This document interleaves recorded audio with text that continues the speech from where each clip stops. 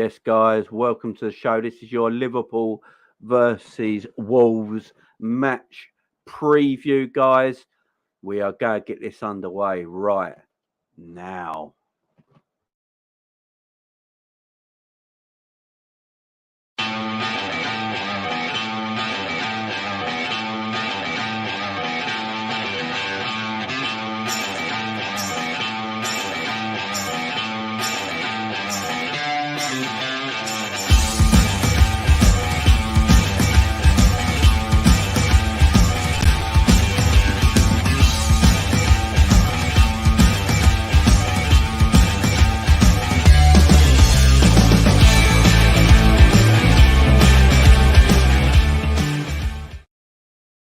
Big up, everyone. Thank you for joining me this afternoon for the Liverpool versus Wolves preview. I hope everyone's doing well. Now, I will start this video by saying, obviously, the news, we're all hearing the news, the breaking news today that the Queen looks like she might be dying. So we don't know if the football's going to go ahead still this weekend. Obviously, if the Queen does, pass away, very sad, obviously. And if the Queen does pass away, obviously there won't be no football, and there'll be nothing for 10 days because the country goes into a state of mourning for 10 days. So there'll be no football for at least 10 days at least. So I don't know if the game's going to go ahead still. Hopefully it does. Hopefully the Queen is okay. But the news coming out at the moment is not good. Now, you can be a royalist or not a royalist or whatever. It's still a human being, and she's in a bad way. And the fact of the matter is, she's been our Queen since 1952. So, like her or hate her, whatever you want, guys, at the end of the day, she passes away is a big deal. And yeah, whatever your thoughts on it is. And at the moment, she's in a bad way. So if she passes away, the game's obviously not happening. But I'm still bringing you this preview, and we see how it all goes. But yeah, 1954, big up, not 1952. She's been on the throne for a long time, and I'm a royalist. I don't care. People might go, Jamie, no, but yeah, I'm a royalist. I love the royal family. I don't like everything that goes on in the royal family. Don't get me wrong, but I love the Queen, and yeah, she's been our Queen since we've all been alive. My mum, she's in her 60s. She's only ever known the Queen as her royal lead. So, look, if she passes away, obviously the game is not going to happen, okay? But I'm going to bring you the preview anyway, guys. And, yeah, I hope everyone's good. And,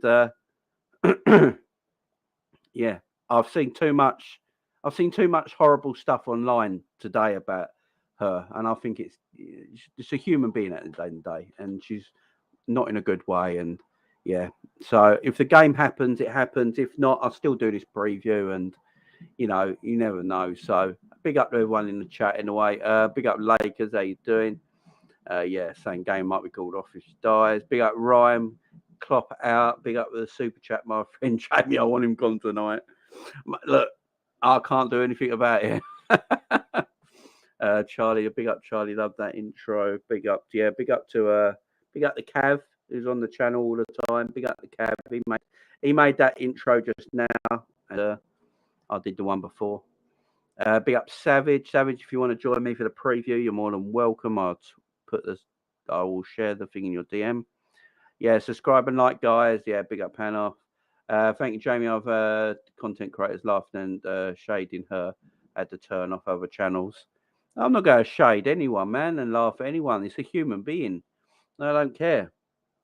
A human being is in a bad way.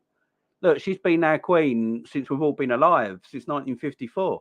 You can be a royalist, you can be a Republican. It don't bother me. But at the end of the day, she's a human being that, she's 96 years of age. Yes, she's had a privileged life. What makes me laugh is, she's had a privileged life. Yes, she's Queen. What do you want to do? Live in a council house? I mean, it's stupid. It's a stupid argument. Stop being stupid. But yeah, it's the way it is, Sad stuff. Big up Pat-Man, 1954. Yeah, I can't see the games happening. Yeah, if she passes away, they're definitely not happening at this moment in time. If she's just still ill, they'll probably still happen. But Yeah, his respect. Yeah, certainly. Yeah, big up Liz. She's a trooper. Big up Savage. That's fair enough, Trudon. That's fair enough, my friend. Yeah, it's fair enough. Fair enough, my friend. I'm not a royalist, but I have great respect for the Queen. Yeah, exactly. Savage, I'll just send it to you in a sec. I don't know how we can fix Klopp. Seems to have no clue of that past match. We'll get to it. We'll get to it. We'll get to it. Yeah, guys. Let me just send Savage the link as well. We'll get Savage in as well. But yeah, we're going to preview this game, guys. As I said, it is a bit of a crappy day. It is a bit of a crappy day with the news of the Queen in her ill health. And then, obviously, as Liverpool fans, this is the day after the night before. And yeah, it's not good, is it? It's not good at the moment. Now,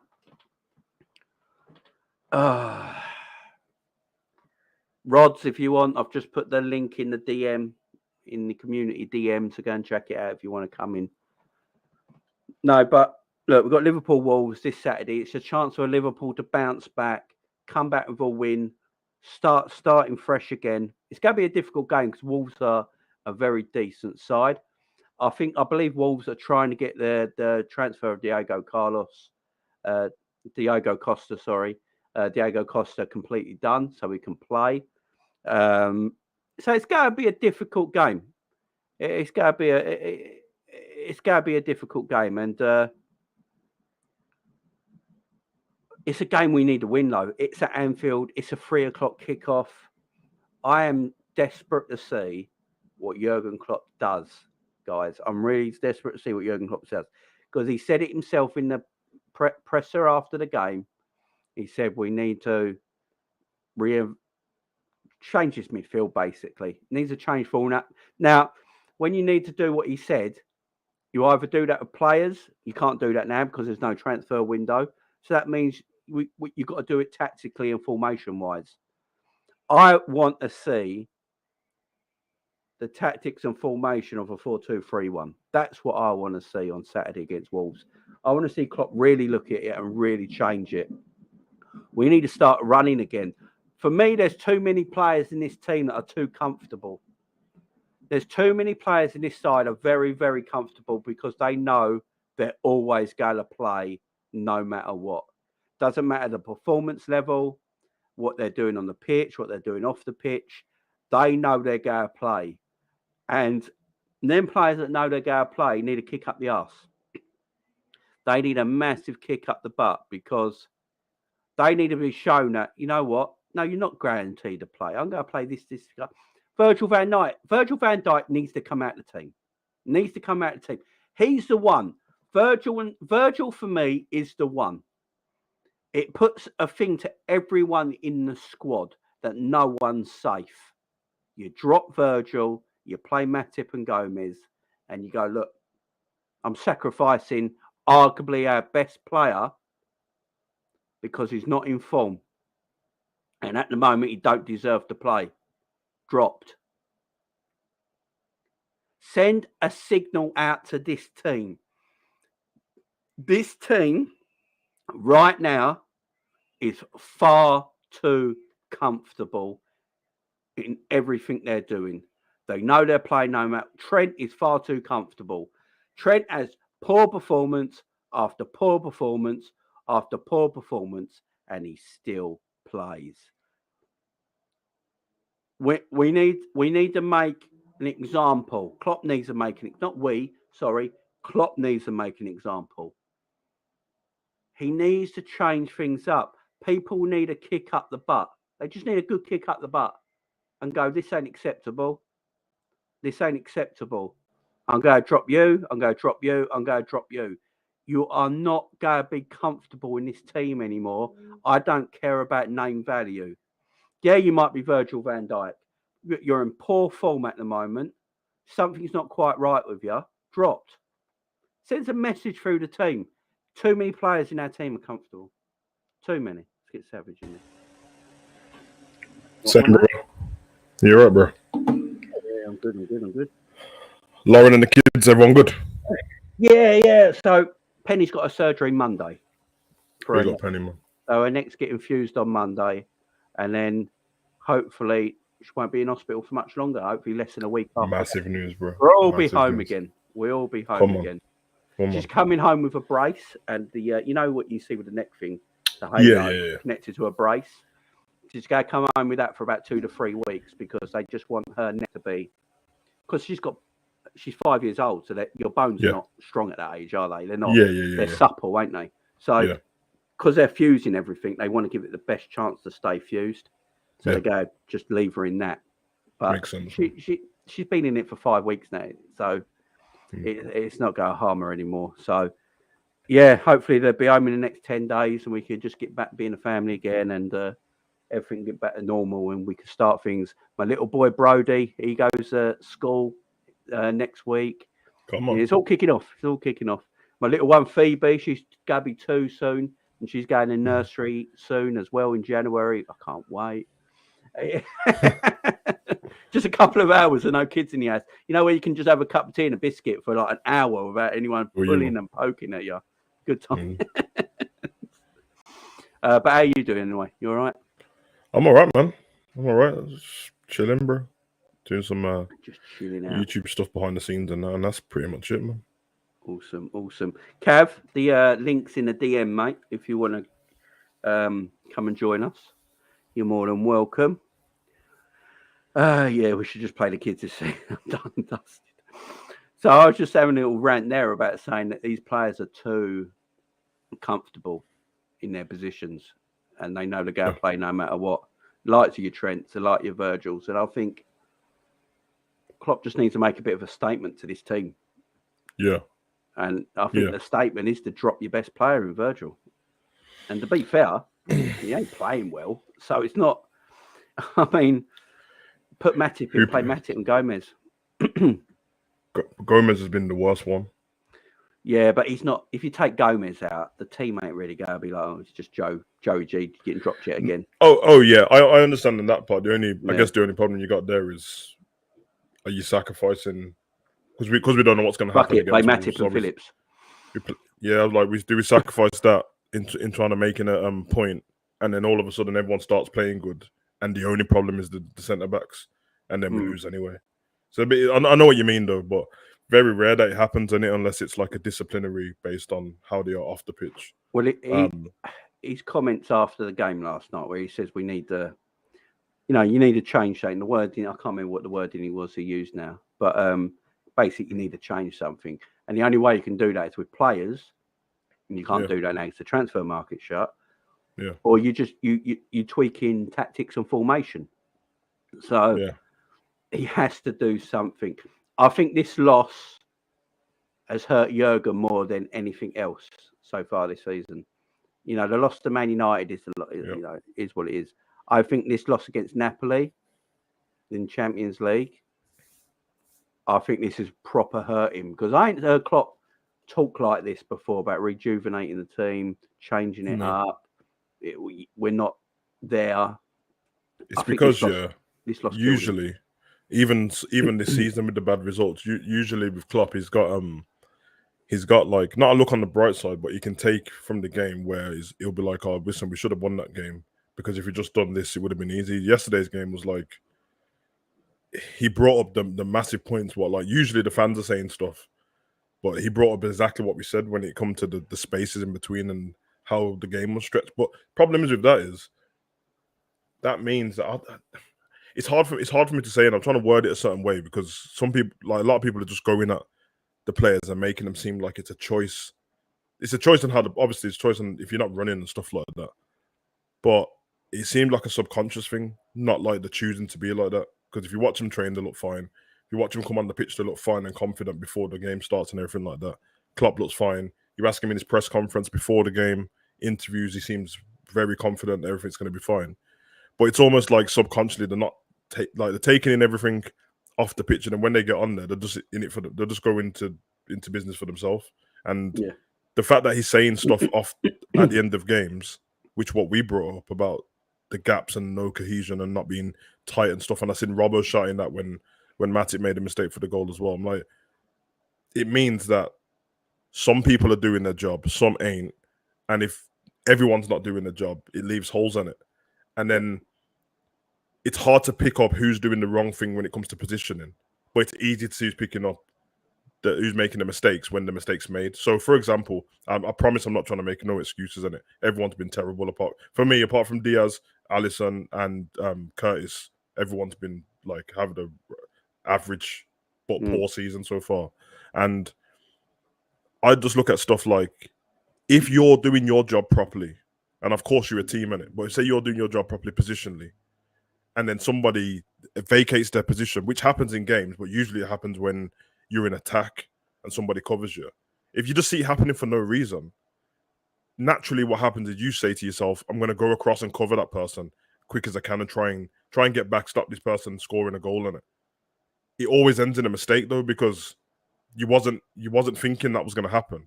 You wasn't preempting it because you used to trust in your team members. So, for example, I know it wasn't a goal. It was obviously he gave a penalty away, and the penalty, so Alisson saved it anyway.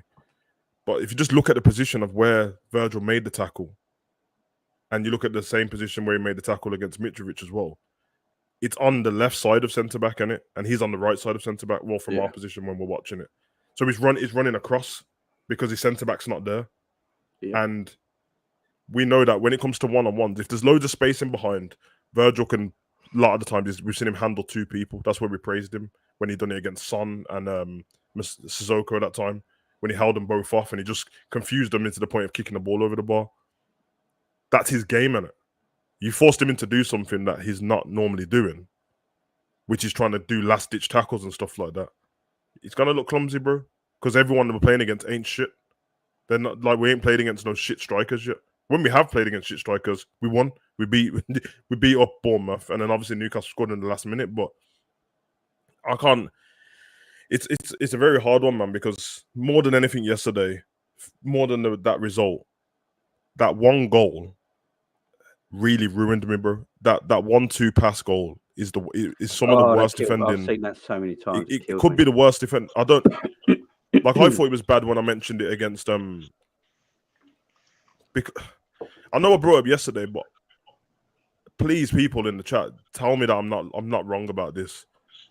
I watched McTominay and Elanga do that same move in the same spot, and Man U scored. Yeah. That was the one Virgil done the hand behind the back on the line in it, but that's how we got there because Trent watched it. Gomez didn't do anything. If you watch the Newcastle goal, Isak, it was Fraser and Isak 1-2. Fabinho stepped out exactly the same, didn't do anything. And then yesterday, all three of them same people were involved in, and I'm like, that's the same goal, 100%, 3 times I've seen. The one when they broke the line and ran in, same goal I've seen 3 times. Rashford, Zaha, Mitrovic, I've seen it all. So it's like, I shouldn't be able to see the same mistakes in it. I can understand if the different goals people are scoring, but the fact that they're the same goals means that you're doing something terrible. The fact that, like, obviously everyone tries 1-2s, but that 1-2 felt disrespectful because we looked so shit on it. 3 geezers stopped running, bro, who were involved in defending that little thing. There was only 2 of them. The one who had the ball, the one who made the run. Gomez and Trent just watched the geezer, and Fabinho just stepped forward and said, listen, I'm too slow to turn around. Just let it happen, and hopefully Ali will get us out of it. I'll tell you what's going to happen. When Alisson loses his shit with them eventually, they're going to have to step up then, because if I'm Alisson, I'm pissed at this team, bro. I'll be saying, listen, I'm doing my job in it. I'll concede goals because I'm a goalkeeper. This is what happens. But if you're trying to get me to flipping get you out of trouble every time, I already made flipping more one-on-one saves than any other goalkeeper last season. And that was when we was going for 4 trophies. Now you're telling me that I got to do this and we're like 7 games in. I'd be so pissed if I was Alisson, bro. You know what I mean? I might want to take that armband and slap it on Alisson, bro. Because right now I don't see our captain right now. I don't see captains on the pitch, bro. I told people about this before. Virgil looks like a captain, and he looks like a captain. Yeah. But he kind of leads through playing, and it like Gerrard didn't talk that much. But like, I don't see it, bro. Hendo's not. Listen, Hendo playing style, I understand everyone. It was already falling apart, but when Hendo's not on the pitch, bro, they look fucking crazy, bro. They look like nobody's telling anyone what to do. Oh, and mate, I don't know, man. If it's based on performances, I feel it. But if it wasn't, it's just based on being a captain. I'd have Alisson or Robbo as my captain, right? And I would, because even when the way Robbo spoke after the game, no excuses and that, bro. Straight to the point. I know he wanted to just say we was shit. You could see it in his face, bro.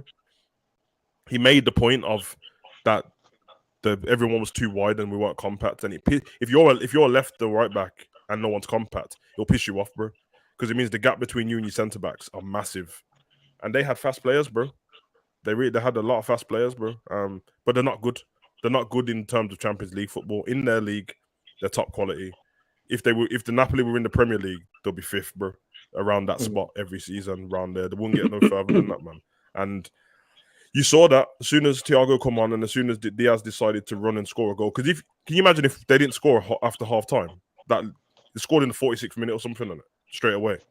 Yeah. If they never scored and then Diaz still scored that goal, then we're like every Liverpool fan's like, yeah, game on, let's go. Diaz done it again. He keeps trying to get us out of trouble, but this time we had 3 goals to catch up with. Weren't happening. So it's mad. It's mad, bro. Oh, sorry. I was just reading. I was just listening to Jason Cundy on TalkSport last night. He said some said he's the greatest defender in Premier League history, poppycock. If you did an all-time Liverpool 11, Van Dijk doesn't get in it. I never saw John Terry or Rio Ferdinand go for a bad run like this. Is he? Does he forget? Rio Ferdinand went for an awful run. The thing with Rio Ferdinand, he was bailed out by the partners he had. So he got bailed out quite a lot. John Terry went for an awful run. The last-ditch tackles. And Carvalho was better than John Terry, I said it. Carvalho carried John Terry. He's better than John Carvalho Terry. Wicked. Yeah, He's better than John Terry. All this stuff, it does. The anti-agenda does my head in.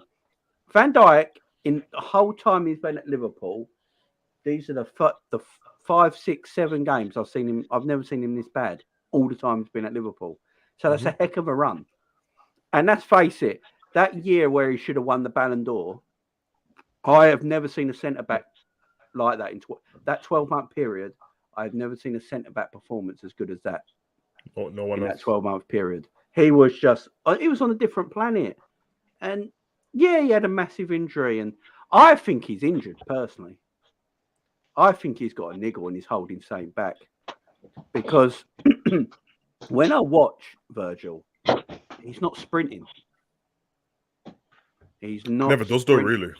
Yeah, I know, but you can tell when Virgil's going through the gears a little bit. You know, at the moment, he's sort of like not.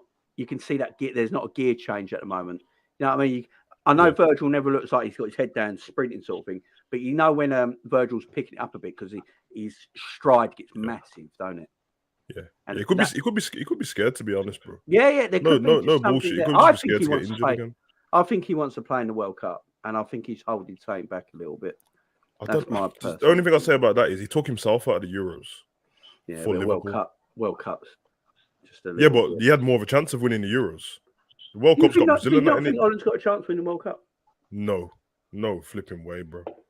No way, bro. Personally, I hope Argentina win the World Cup. Just because I want Messi to win the World Cup, and then we can just put this whole thing to bed. Yeah. Remember when who watched the PSG game? Juventus PSG. Oh, that was a training game. That was, man. Right? That was horrible. I know Messi didn't look like he performed amazingly, but my God, he's still mesmerising. Still got the touch, bro. When he's got the ball and he's running, is it anyone still better? No.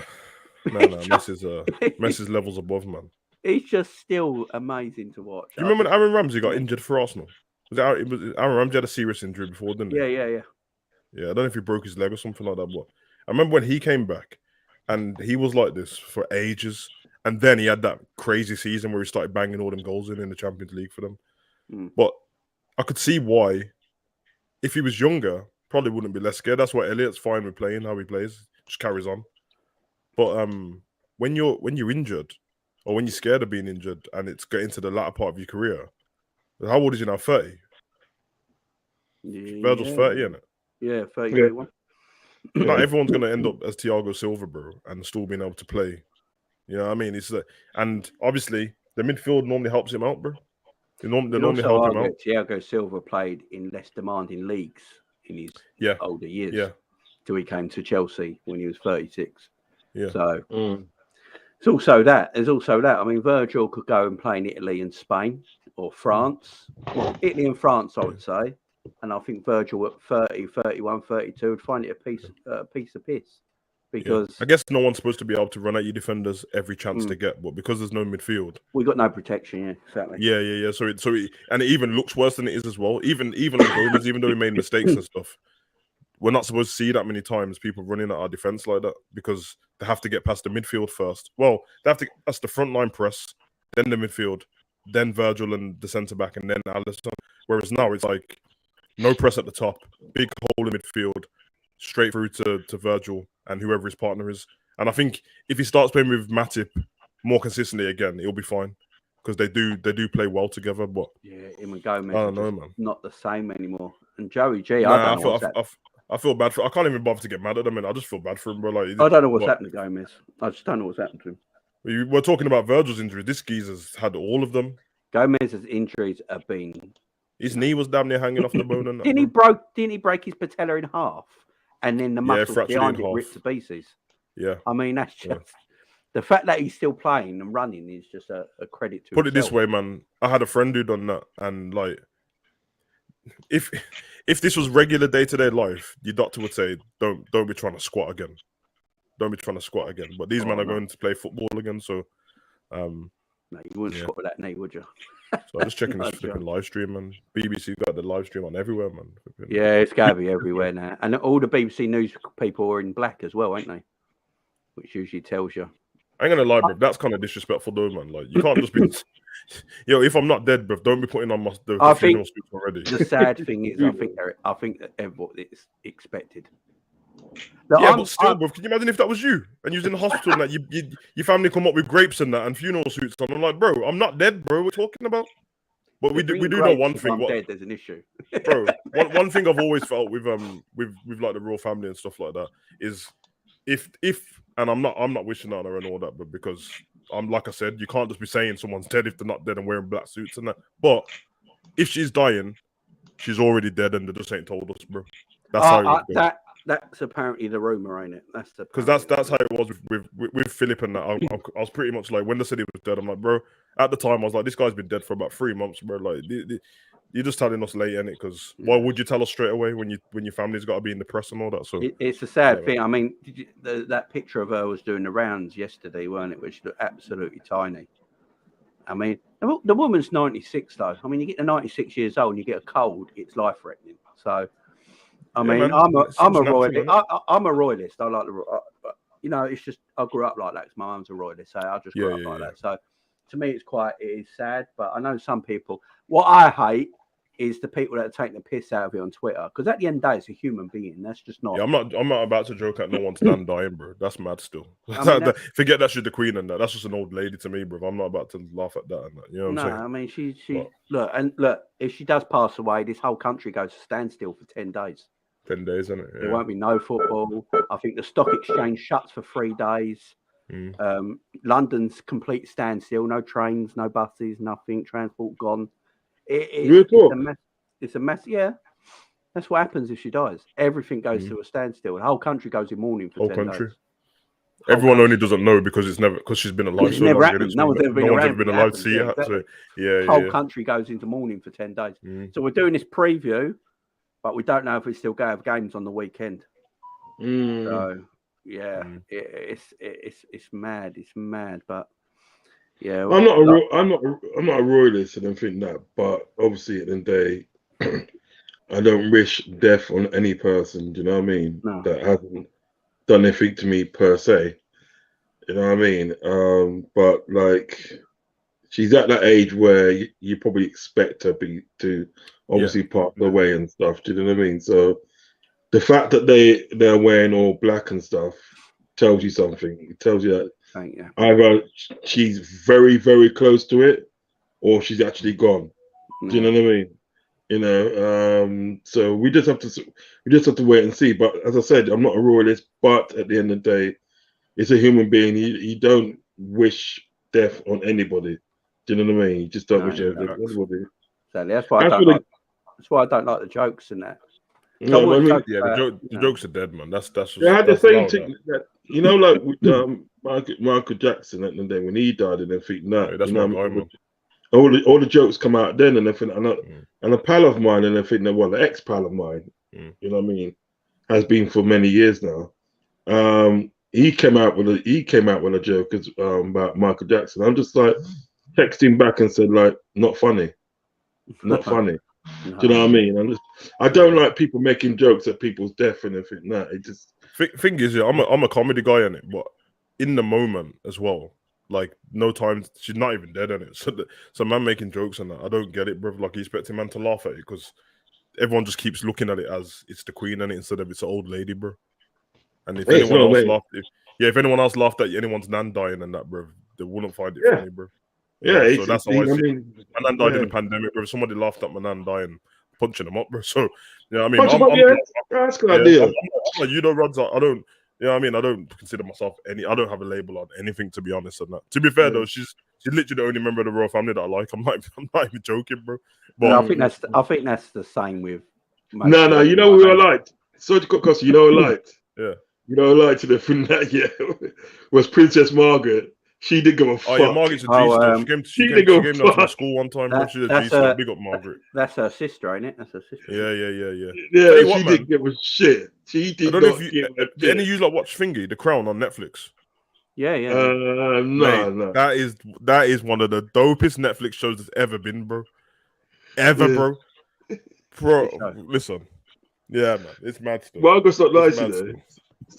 Nah. But in the Netflix show, and obviously they make her fire in it when she's younger. They use the sister out Fast and Furious as Margaret. I'm like, bro, don't. Have you ever seen that American show, The Royals, with Liz Hurley as the Queen? Yeah. Liz That's hilarious. But you know that Princess Margaret. You know that Princess Margaret. She went to thing, didn't she? She went to one of them Caribbean islands and thing that, and literally she got beat by two black men. You know what I mean? Yeah. And do you remember that film Bank Job? Yeah. Oh, yeah. Cool. And that was literally at the day about sort of like what happened. Do you know what I mean? You know, I thought she done business, man. She used to smoke ganja in Buckingham Palace. Yeah. She was the rebel of the family, innit? That's where Harry got it from, bro. Because she was a rebel, bro. She was just doing what she wanted, innit? I've just seen something on Twitter. You know the Rock Austin promo from Mania 17. Yeah. Right. They put on it above. They put above it when the Queen and Diana meet each other. Oh my god! It's just too early. It's too early. Hey, Diana was my G as well, man. Come on. Yeah. She was right. Because I was a little kid when she died. I was about 6, innit? I didn't know much about anything when I was a kid with that, bro. How old are you? Because 32. But I feel old now. age ain't on his side, is it? But because my mom loved Diana so much and that. I was obsessed as a kid, bro. Come on, bro. Diana's Have you guys seen a young Princess Anne? Yeah, bro. Jeez, it's different level, mate. Come on, different level. Obviously, the moisturizer didn't work as she got older, but she was, she was an amazing looking woman, amazing. And who would be the first worst member of the fourth royal family to get plastic surgery? If I was the royal family, I'm getting Botox and that, bro. Sorting myself out. Sure. Can afford it, innit? Big up Andrew. Jamie. The reason why Andrew's face is like that. CM Punk got suspended and that. Andrew's not in the best place right now. You know what I'm saying? CM Punk. Mate, you should have seen the rage of me SD when I left the pub. Why are you raging? Andrew deserves to get suspended, bro. Come on, man. Punk's a prick. No, when I left the pub yesterday, mate, I was literally raging. I watch kids, not men. I watch kids get destroyed by men. Yeah. Whoa. Rephrase that. You might want to rephrase that. Sounds mad still. You might want to rephrase that. Sorry about that, boys. Sorry. But I'm just saying. It's embarrassing, mate. I've got to watch this team get defeated every single time. Kids get annihilated by men. Allow that, man. Allow that. Oh, Jesus. I love it. Yeah, I'm just fuming right now. Like, where's the magic gone, like, with this team? Yeah, for real. I don't know. Timmy Mallett's got it. I think Genie took it to Roma with him from his Genie in a bottle. Mate, he's got a broken leg, so it didn't work on him either. No. Exactly. Poor Genie. I think Pogba cursed us, bro. I think he cursed the wrong people. Stop that, man. Stop that. No. I'm just saying, innit? Listen, Stanfield. Boys, listen to me, innit? Remember, he was supposed to, everyone said, his brother said that he could curse Mbappe, innit? And Yeah. Mbappe hasn't stopped scoring. So obviously he cursed the wrong person, bro. Yeah. And I'm saying, who was the last team Pogba got sent off against? Yeah. I'm just saying, bro. They said that he buried a hyena under the Old Trafford pitch to curse man and that, bro. And I want to know who was the groundsman that let him in, because the hyena's massive, bro. So I hate you. And then he's about to get kidnapped by his brother, bro. This is all Pogba's fault, bro. Yeah, it's all Pogba's fault. We said Pogba Juju. Yeah, and Bailey's got a point in the chat as well. As soon as Jake Paul started supporting us, bro, it's been tetters, bro. Yeah. He was even arguing with Man U fans earlier, Jake Paul online, and he coming off with the weirdest disses. He told the geezer was trolling him, and he went, "Well, listen, you might have more Premier Leagues than us, but if you take 2 away from you, then we've got more." I was like, "What? That's the worst diss ever." I can't do this, bro. Who's Jake Paul? YouTubers and Logan Paul. Yeah. Are you probably saying, the most famous YouTubers on the planet, to be fair? Are you saying that Paul Pogba sent this guy to curse us? Don't do it. Is that what you're saying? Oh my God. Papa Shango, bro. Yeah, that's what it is, Jay. What a ledge. Did Papa Shango? Papa Shango, you know? Oh, man. For a minute, I thought it was Sting with the face paint. Bro, when Papa Shango made that black ink come out of all my Warriors' face as a kid, bro, this is how you know. Papa Shango, the Papa Duck. Yeah, but Papa Duck? Yeah, you don't heard about a guy called Papa Duck from Haiti? Yeah. It's one of them ones, man. We need Grobbelaar to piss on the post again. That's what we need.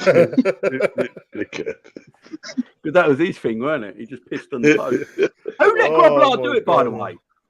Did the groundsman just go, it's only Bruce? That's what I'm saying, bro. Who's letting people do this, bro? He just went around all 4 goalposts and just pissed on them all.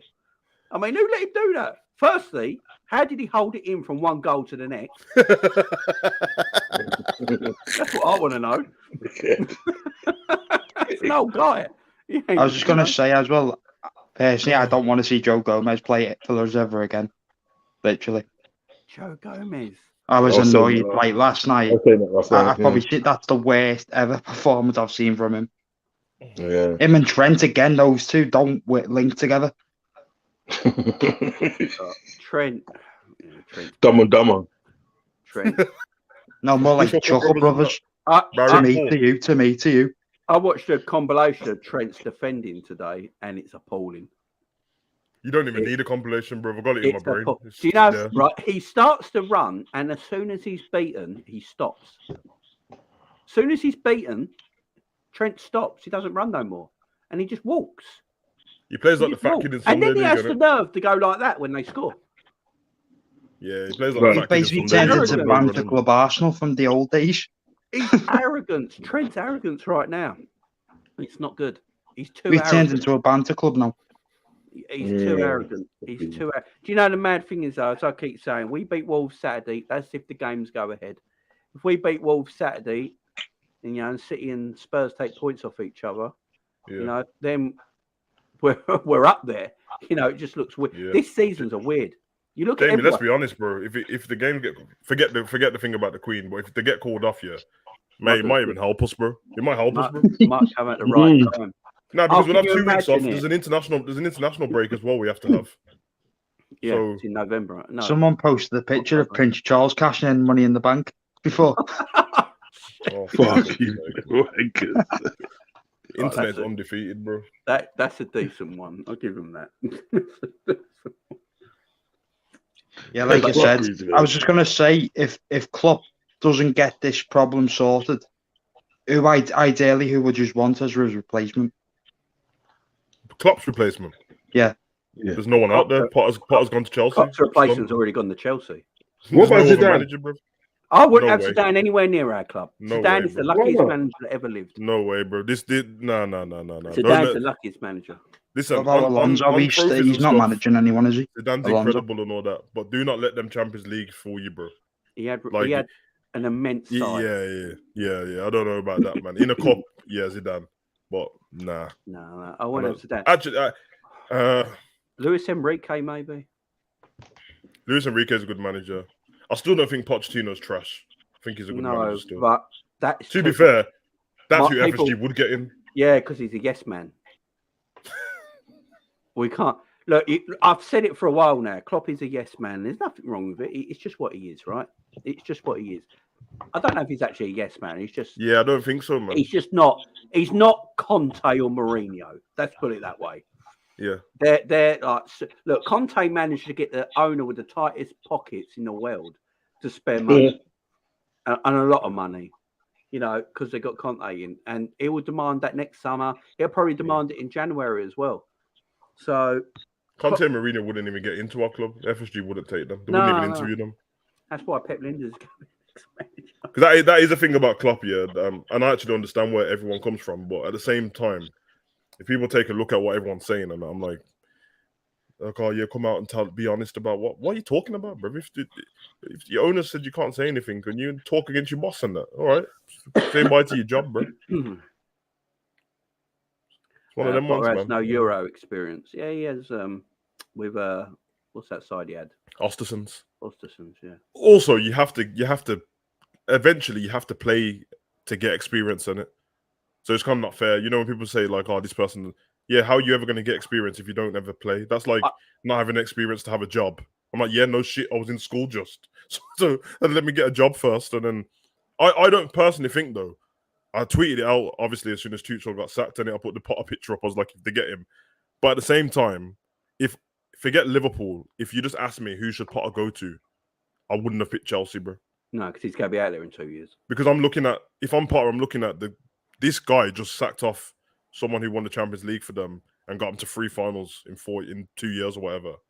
And now you're going to have to go and cope with that. But I think it might be the same thing where they let Tuchel borrow these players as well, which makes me think that they probably wasn't his players, to be honest. But I don't know. Well, the rumor is that Aubameyang must be pissed though. The owner was going to sack Tuchel even if they won that game. And apparently, what I'm hearing from Chelsea is that that the players they're buying are for Graham Potter. They always had Graham Potter in mind. There was no other manager. Look, that's how quick it was. They acknowledged Potter straight away. Went and got him. Interview done. Now he's there. The only thing I'll say is if you look at them players, they're not the kind of players Potter plays with. He's gonna make that Chelsea team look so much better. This three at the back. All I'm saying is just expect by the end of this season that Reece James looks like the best right back on the planet. I promise, bro. If you seen what this geezer done with Trossard and Pascal Gross and that, bro. Sterling's going to be rejuvenated. Aubameyang's going to end up top goal scorer for everyone. He's such a good coach, but because his name's Graham Potter, he don't get the respect that he deserves. Hey, man. Well, Brian's got Lallana now, innit? And Lallana's got Tekers, so... Yeah. Imagine if Lallana, he's going to be player manager for a little bit, innit? Yeah. Because he's injured anyway. One. That's a weird one. I'll be happy for him, though, if he done well and kept the job. That would be so dope, bro. Yeah. Might as well, Adam. You're injured all the time, bro. You know, like that. Yeah, I love Adam Lallana. Literally probably why they gave it to him. That is, because he's already got the badges from training at Liverpool on it. Yeah, exactly. Yeah, we just saw it, Duffers. Yeah, Potter is top draw. Yeah, Potter's quality coach. He is. Potter will be gone in 18 months. Yeah. The thing is, that is true. You know, you have a couple of bad spells. Chelsea get rid of managers. Now, this ownership don't look like they're going to be any different. So, yeah, Klopp's. They don't know what they're doing. Can I ask you a question? Do you forget the game what Chelsea just had?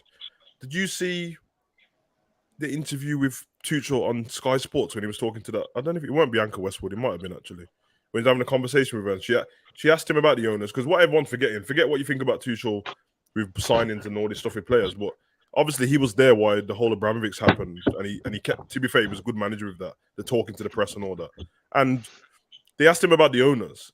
And she's like, oh, well, they're American. And he was like, well, you know, they don't really know anything about football. He said it. He said, no, they don't know anything about football. She's like, so what? She's like, you be helping them? He's like, yeah, help them where they can, because they don't know what I'm talking about most of the time and that. So I've got to help them out. And they might just be thinking, who you talking to, bro? You mean I don't know anything about football? Get out of the club. There's the Messi one still, but hopefully they don't more off, man, because the likelihood is if he goes and gets Champions League football with them and that's it, they'll sack him because it's not good enough for them. Oh yeah. I think Chelsea will be right up then. So yeah, we're going to talk about this game. So we've got Wolves on Saturday if it goes ahead, obviously. 3:00 kickoff at Anfield. We need a win desperately. We need a bounce back. But it's not just a win. We need a performance. We need to give everyone something to cheer about. We need a performance, which means we need... do you think... I'll go Savage first. Do you think we see quite a lot of changes on Saturday or changes to either personnel or formation? I think none to the formation. And I think we will get Nunes or Jota starting, or both, because I think he might. I know it sounds mad, yeah, but I think he might even like rotate Diaz just because he's been doing everything. Yeah. So I think Jota and Nunes might start. I think Thiago is definitely going to start. I think Matip's going to start. I think Tsimikas is going to start. So yeah, I think quite a few. I think there are about 5 changes. The thing is, Wolves are good as well. They're not. I know because people don't score many goals against them. But everyone thinks that they just defend. They don't, bro. No, they actually play good football. Like when I watched that Newcastle game, it was one of the best matches I've seen this season. It was fun, man, and they've got geezers who can just shoot from outside. If they can't get in the box, they'll shoot from outside the box, and it's not a problem to them. So it's gonna be interesting. But I do think we'll win the game. Not based on anything other than I just think we'll win the game, to be honest. But it's just one of them, man. Because you know it's the final straw, man. If we goes to Anfield and we lose as well, yeah, because that's the fortress right there, bro. And we're gonna have our fans there as well. So I don't know if we lose at Anfield, then worries. The jig's up, man. The jig's up. Then after that, I don't know what to say. You know what I'm saying? I don't get paid enough money to talk too much about. If they want to pay me to go in there and bully the man, then I will. You know, I'll take the goons down and that. You know what I'm saying? I'll just say, sit down, big man. What you playing at, bro? Yeah. Don't embarrass our fans again, bro. Because because I've seen some people saying yesterday, like, it was a bit silly. You know, the players should walk home. Idiots, the millionaires. What do you mean they should walk home, dickhead? If they got left to just get a private plane, that's not a problem. And everyone's like, oh, the fans don't deserve this. Shouldn't embarrass them. Like, bro, as a football fan, you made the commitment as however old you started supporting football that you buy the kit, you buy whatever, you pay for tickets and that. You don't do it based on just the performance. Obviously, the team's not putting it all in. That's fair enough, isn't it? But loses happen and that. It's always a gamble when you go to a football match. You might end up on a losing game, innit? So when people are like that, should give the fans their money back and that. Shut up, man. Talking about it's not how it works. But if you chose to do it, dickhead. Yeah, I mean, if that's the case, give me my Sky Sports money back then as well. Yeah, so. I agree. Rods, change of personnel, change of formation, both, one of it. What do you reckon? Well, I feel both. If I was in charge, I'd do both. But knowing at the end of the day, Klopp's in charge and stuff, he's not going to do both. He probably more or less change personnel, as I say, starting with different people and stuff. And hopefully it'll work out. But like, there needs to be some more urgency in the play. Do you know what I mean? Because I think some of the players are a bit lackadaisy. Do you know what I mean? Like, you know, too calm. Do you know what I mean? Yeah. One thing I saw last night that you know, amongst other things that I saw last night that I wasn't happy about, when you got the passing and I think that it's too slow. You need to speed up the passing. Speed up passing up. I mean, I don't mind that they passing back to the goalkeeper, passing back into midfield and everything. I don't mind in order to get that opening. Yeah. But you got to do it faster. And that's how Liverpool used to do it anyway. Liverpool used to pass and move. Once you've passed the ball, move into space. move into space, so to receive the ball and advance. Do you know what I mean? So there has to be that urgency and everything. That we can't lose on Saturday. We can't lose. That's no go. That is a must-win game. We cannot lose, because if we do lose and everything, that serious questions and they're going to be asked of Klopp. With his tenure. Do you know what I mean? Now, the way I see it and everything that sort of like, yeah, I'll do that definitely. The way I see it and everything that is this, right? I'm not for person today. Like I was yesterday, but I've had time to think about it because I was raging yesterday. I was one of the guys that said like, Klopp out and everything like that. Do you know what I mean? I don't think Klopp out, but there might be a time where you have to change your backroom staff. Do you know what I mean? Your coaching staff, change it. Do you know what I mean? So you can get different ideas, different formations. Do you know what I mean? And stuff. Because and refresh the team, because that's always good. But I feel that he will change the personnel on Saturday. As I said, Tsimikas will come in, Matip will come in, because that performance that Gomez did the other night and everything that was just seriously, as woeful. That's the only way I can say it was woeful without swearing and being abusive towards Gomez. It was woeful and everything that. Do you know what I mean? And he needs to take a hard look at himself and everything that, and then obviously come back better. So Matip comes back in, and I think after he starts in midfield, and yeah, I reckon Jota will start as well. Yeah, I think Jota. And you probably have. I think Firmino holds his spot. I think Firmino holds his spot. I actually think Firmino the other night wasn't too bad, but there was times. No, he wasn't. He wasn't terrible. He wasn't terrible for that. So I think at the day he's probably got a shout to start, and you take him off for 60 minutes and everything that. Do you know what I mean? And bring Nunes on and everything that. Hopefully by that time we've got a good football in the game. Hopefully about 1 or 2 goals up, but we have to be more urgent and take the game to them and everything that. And if we're going to hold a high line, we have to press as well. You cannot have one without the other. Do you know what I mean? You can't have one without that. It's impossible. That's why Napoli was getting behind us last night, us. Every time. Klopp said it himself after the game. Every time. He said the exact same thing, bro. Yeah. What I do like about Klopp yesterday and from that, right, is he never hide. He didn't hide yesterday. No. He come out and say, like, you know what, we fucked up. Do you know what I mean? In simple words, he goes that. And he said we didn't do well in the transfer market and stuff like that. The only problem I've got about that on the transfer market, very easy to say that after the fact. Yeah. Do you know what I mean? After the fact that it's done, it's very easy to say that. Do you know what I mean?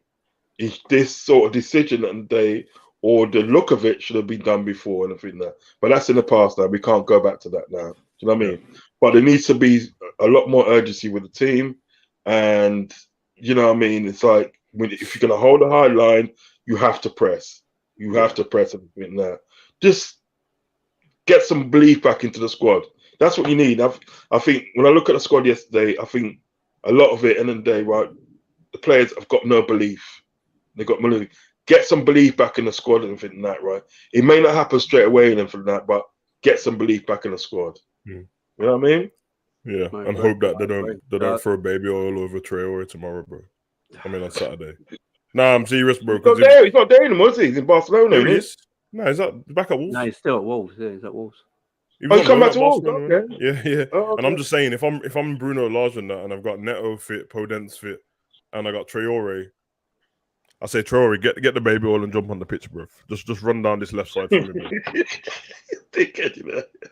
man. Because he will cause damage down that left side, bro. Jesus, man. So yeah. So this is the team I'm going with against Wolves. So it's not too much in a change of personnel, but it's a tweaking formation. Oh, that's good. I like that. That's what I'm going with. Oh, Fabinho, I like Thiago together in that pivot in a 4-2-3-1. With Klopp saying what he said, we've got to reinvent ourselves. You can you do that with either buying players in, which you can't now, transfers over, or you tweak formation and tactics. I'm going with this. I'm going Gomez right back. I'm dropping Trent out. Wolves play with very techie, skillful wingers. Yeah, they got ballers, man. And Trent don't run. So I'm playing Gomez at right back. I'm playing Tsimikas at left back because Tsimikas has a relationship with Diaz. Robbo does not. And I'm going to play Virgil and Matip because I'm going to play Gomez at right back. If Konate was fit, I'd have Konate in for Virgil. Oh, seriously. So Gomez comes back in? I'd have Gomez. Yeah, right back Gomez is good. Centre back is done. At right back at the moment. I'll have Gomez at right back at the moment. Okay. He signed. The weird thing is, Gomez signed a 5-year deal this summer. Yeah. He must know he's not getting when Matip, Virgil, and Konate are all fit. He is not playing centre back. No. The only other option is right back for him. To be fair to him, he might have actually thought he could challenge on it. You know what it's like, bro. Sometimes you think you can do something and your body don't work. I mean, he's gonna have a shock now. He hasn't exactly. Because the thing will be now, isn't it, that he'll know himself. He's had these bad games. So when Klopp decides not to play him at centre back when everyone's fit, and he says, "Listen, play at right back or don't play at all," you've got 5 years of it. He'll have to. And to be fair, I've never had a problem with him at right back. Every game I've seen him at right back has been good. His performances at right back have been better than at centre back lately. So yeah. I would. He should have been back. Sorry to cut Cossie. He should have been back up to Trent anyway. I reckon. That's what I said. I mean, before buying Ramsey, that's what I said. I want to see Aaron Ramsey play because Ramsey, I've seen him play for Aberdeen. I watched a few games. He's good, man. He's a good footballer. I just want to see him play. But at this moment in time, he ain't playing, so I'm going with this. I wouldn't even play Salah in this game. I'll be dead serious, man. Thiago and Fabinho is my pivot in the two, which I think when they play in the pivot in the two like that, they're very good together. Extremely good together. Thiago makes everyone better, isn't it? Yeah, and the defending will be better like this as well. I'd have Jota in the hole behind Darwin Núñez, Diaz on the left and Salah on the right. But because we're playing 4-2-3-1, they'd be more narrow. Where we need Salah. He's playing too wide. So and we've got to start playing Darwin Núñez. We just got to let him play every week because the problem is Darwin's getting no consistency because he's playing one game, headbutting people, coming back, and then not playing a champion. I mean, not starting the Champions League game was a weird one. Pants. You got, and think what Darwin Núñez does. He occupies centre backs and he stays high up the pitch. Because he stays high up the pitch, we can press more. Yeah. And Thiago's a tremendous presser of the ball. Fabinho there, he's got someone around him. Thiago and Fabinho. What I've noticed with our midfield, when Elliott, Fabinho, and Milner play, they're all too far apart. They're all too far apart. When I always watch Fabinho and Thiago play, there's always 5 to 10 yards between them, no matter where they are. They're always close. When I watch Elliott and Fabinho play, they're like 20 yards apart. They can't make up that gap. And that's why I'm going with this. I'm thinking, fuck it, let's just do it. Let's play Jota in that 10 role. Diaz off the left, Salah on the right, Darwin Núñez up top at Anfield, 4-2-3-1. I mean, I like it. I like it, to be honest. That team is sweet. That's nice. I mean, I will say to you is that, and I know this is going to go against me because Salah will go and score a flipping hat-trick on the weekend, but he shouldn't be playing. He shouldn't be. Him and Virgil he shouldn't be playing. Like I've heard people say all this stuff about Virgil and Trent and Gomez, and this guy has been under the radar, bro. Like he's just chilling. He's just chilling while everyone's getting out. Everyone else is getting slandered, and that. I'm like, bro, his might be worse because he's actually not. It's not. Nothing's going on. Like, you know, when you can look at somebody and go, he's playing bad, his techers ain't working. No, just not doing anything. You just half of the time I forget he's there on the pitch. You know what I mean? I'm looking at one side and everyone goes, "Oh, how can they just play it to one side where Diaz is?" And that. I'm like, bro, because every time they play it over to Salah's side, nothing happens.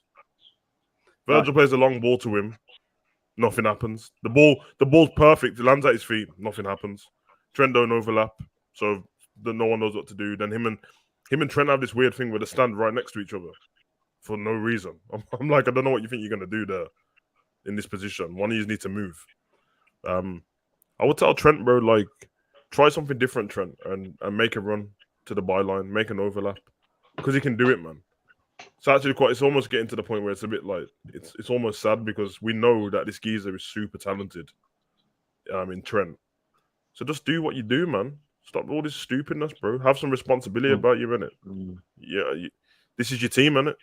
It's your team, bro. You know what I mean? You're a Liverpool fan as well, bro. You know what I mean? You're from the ends, bro. This is your team you grew up playing. You was a ball boy in the youth setup, everything, bro. Like, sometimes, bro, you just gotta flipping...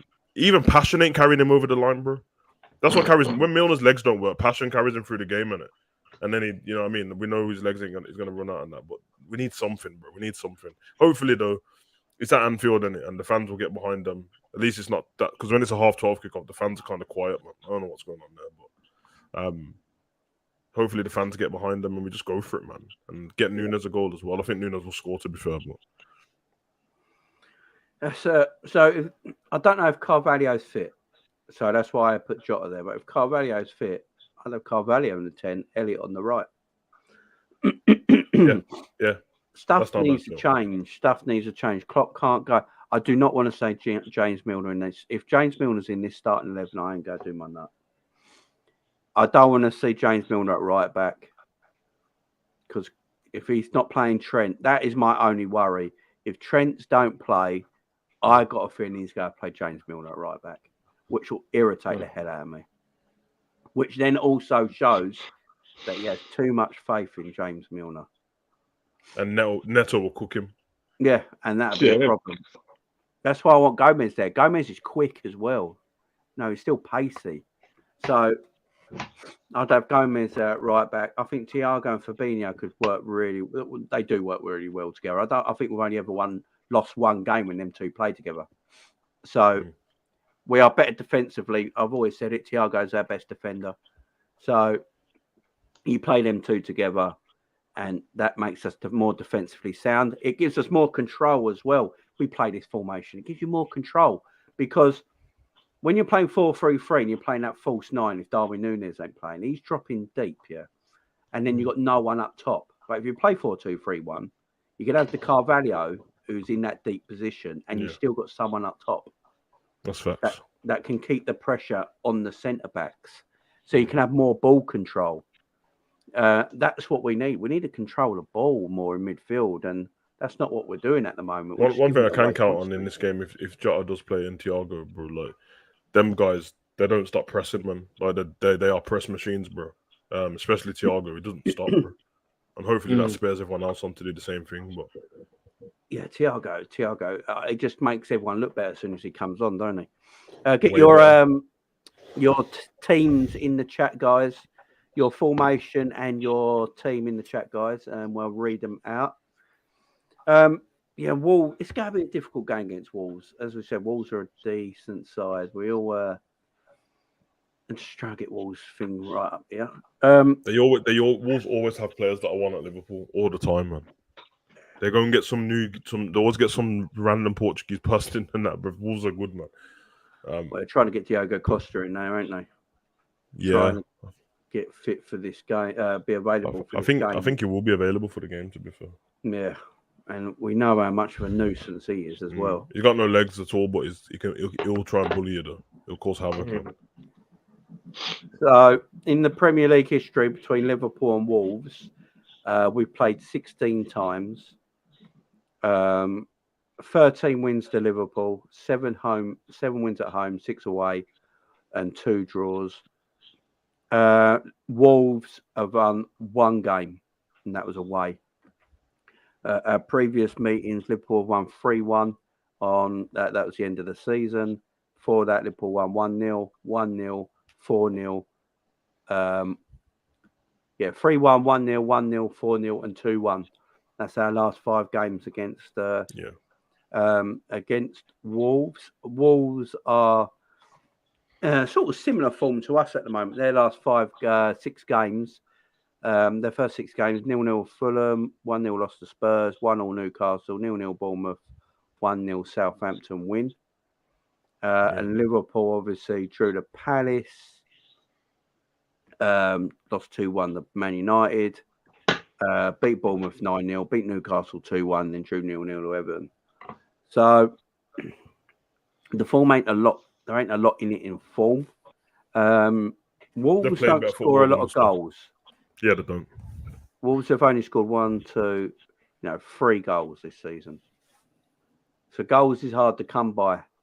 So if we keep control of the midfield, we should win this game. Yeah. We should win this game. Jamie, can you pull out a comparison between our running average in 2019 and 2020 this season? I will have a look. I'll do that for the next video because I'll have to have a look for that. But I know what you're saying because every team we've played so far has outrun us, haven't they? Even the Bournemouth game, which is mad. The Bournemouth makes more sense actually. We destroyed them we scored 3 goals so close to each other. What running did we have to do? It was just passing and shooting. Yeah, that Bournemouth trying to run around getting the ball off us, so that actually makes more sense. But yeah, it's kind of we could have I knew that without because Newcastle, I definitely know Fulham and Man U ran more than us because it felt like it as well. But yeah, man. Do you know something? Yeah, I think at the end of the day, more think about it. If we play the formation and the players, what you just put up, Jamie, and think that, we win the game. You know, we seriously win that game. I'm talking about like 2 or 3-0. I'm telling you, put that formation up, and those players and everything that, especially if you've got Jota behind Nunes and everything that, yeah. Do you know what I mean? As a 10, we win that game by 2 or 3-0. I'm telling you. There's no way at the end of the day that like Wolves have got better players than us. There's no way. Even that, do you know what I mean? That better technically on the ball and everything that. You put that formation up and everything that, right? Listen, we're winning that game. Do you know what I mean? And we can literally go on a run with that formation and obviously with that personnel, we can literally go on a run. Do you know what I mean? That's my thing. CJ's put here his team is Alisson, Tsimikas, Virgil, Matip, and Gomez, so similar to ours. He's going Arthur and Thiago in the pivot, and then I want that to happen. Diaz, Bobby, Jota, Salah. Okay. Yeah. I would like that midfield to happen. 4-2-3-1. If you go play 4-2-3-1, Darwin Núñez has to play because he's a centre forward. You for the formation of 4-2-3-1, unfortunately, doesn't work if you don't have a proper centre forward at the top of it. You need a proper centre forward at the top of it. Jota's a great player, but he's not an out-and-out centre forward. You need a proper striker at the end of it, and that's why if you go play 4-2-3-1, Darwin has to play. But I'd want Jota in there as well at the same time because Jota deserves to play. I mean, he does, the disrespect this bloke gets is mad. It's madness, bro. Absolute mad, and he can start scoring again. The only thing is though, I don't want Jota to play on the right. That's where he seems to be playing at the moment when he comes on. I mean, it was a bit of a weird one the other day when Darwin came on and played on the left. Diaz played through the middle and Jota played on the right. I was like, it's a bit. I know Diaz. Was that against Everton? Huh? Was that against Everton? No, it was against Napoli last night. Yeah, I think there must be some kind of instruction what they have in training because they tend to do this thing where Diaz starts drifting into the mid or he ends up on the right hand side, and then everyone starts to swap. Which, to be fair, confuses people a little bit. But when we're already losing the game, it's pointless, isn't it? Yeah, and that's my thing with Darwin. I said this last night as well. I don't want Darwin Núñez to be doing too much. It's not his game. It's not his game. Just let him run the channels. Play him centre forward. Let him run the channels and get off. He just wants. Darwin Núñez wants to run the channels and run in behind centre backs and get on the end of things. That's what he wants to do. He doesn't want to play off the left hand side as a left winger. Build up play. It's just not his game. Let Darwin play his game. Haaland doesn't do a lot of build up. I was about to say that. Haaland does any build up at sea. He does a little bit here and there where he can drop deep because he's big. He can bring it down on the chest and he gives it and he goes. That's the build up play he does. That's it. If he's going to do anything, otherwise, Haaland he scores a hat trick. But if you look how many touches he has in the game, it's not many. But he scores a hat trick and wins you the match. That's what we need Darwin Núñez to do. We can't keep getting involved in build up play. He's not good at it. He's crap at it. He's good at putting the ball in the back of the net. He did it at Benfica and he did it exceptionally well at Benfica. That player's still there, but we've got to play to his strengths. And our problem at the moment, we're not playing to his strengths. We see a 6'1" striker in the box, we're just crossing it in the air.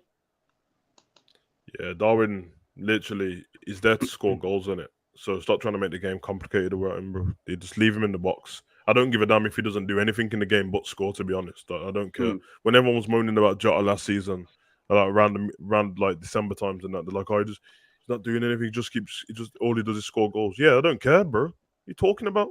Won us games. I don't care. That's what everyone else can do. All that stuff, bro. He's playing in the striker position. I want him to score goals and that. Yeah, I just want him. I don't care if you build up plays terrible. If you're scoring 20 goals a season, what's it matter? If you're winning, that player is not having great build up play, but he's winning you the game with scoring 2 goals. Does it matter at the end of the day? He's doing his job. Which is what Salah was doing when Salah usually had bad games before. He'd score in it. Yeah. And then no one would care. When Mane had bad games last season, still scored. So I'm fine with that. And to be honest, we know that it builds confidence as well. The more goals you score, then he'll start passing the ball around with a little bit more confidence and stuff like that. Because you can see that his confidence changes pretty fast. Obviously, he messed up his own confidence with the headbutt, I guess, because even when you watch him in the Charity Shield game, he was about it. He was about it. He was trying to cause havoc and that, bro. Like, even when he scored the little back heel goal thing, what he done, he tried it once, it didn't work. He just tried it again like it was nothing. So, no, it's mad. It's mad. This is Duffers' team. Ali in goal, Tsimikas, Virgil, Matip, Gomez. We're all going for the same sort of like back four and goalkeeper. I'd make Alisson captain as well, by the way. I would just put the captain's arm on Alisson. Yeah. Fabinho and Thiago as the pivot. Elliott, Diaz, Jota, Salah. What Klopp might do. Yeah, it might be. I think we might see all 4 attackers against Wolves as well. I think that's what we might see. I literally might think we see a 4-2-3-1 because if 4-3-3 don't work at this moment in time, and Klopp's admitting it's not working, so change it.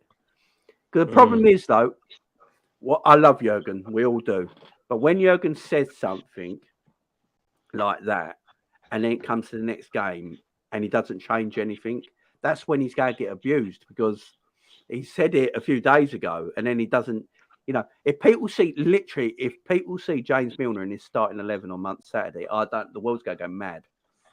It's just going to go. You know what'll happen though, innit? He'll play the team he wants to play and we'll win the game and then everyone will shut up again. That's let's be honest, that's the problem. After games and that, you have fun.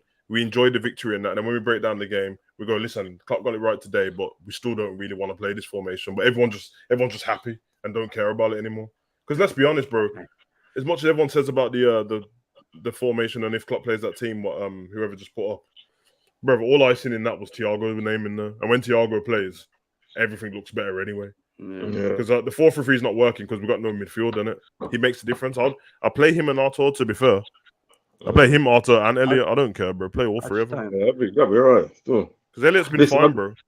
Sorry to cut, cause I've got to nip off because I'm doing a stream at Go on, my man. In about 20 minutes or so. So I'm gonna get all ready in that. But as I said, it's always a pleasure to be on the show, Jamie. Do you know what I mean? My man, or anytime. Pleasure to link up with you as well, Savage. Do you know what I mean? So hopefully onwards and upwards at the day for Saturday, and yeah. Take care, and I'll see you soon, guys. See you later, my man. Peace out, bro. Peace. Where was I? Mark's gone with Ali, Tsimikas, Virgil, Matip, Gomez, Thiago, Fab, Jota, Elliott, Diaz, Nunez. Yeah, everyone's going with that same sort of idea of the Tsimikas and Gomez as fullbacks. Makes sense. Don Van Dyke says, Jamie, are we serious? Apparently, # Klopp out is trending on Twitter. Yeah, I mean, I can understand. I can understand people who's upsetness and people are angry, people are upset. So I can understand it. But I was saying yesterday about maybe Klopp should go.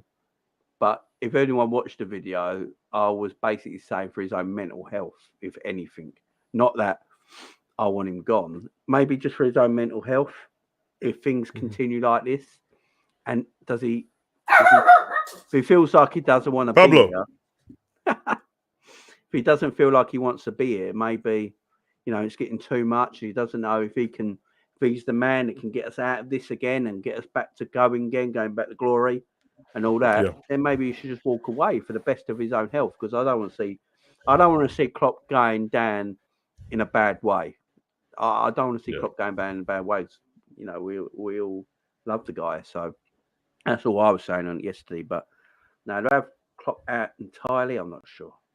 I think that's a bit. Let's be honest, man. I think it was Van Dijk who said it, and in the chat, Don Van Dijk. Twitter doesn't mean anything, bro.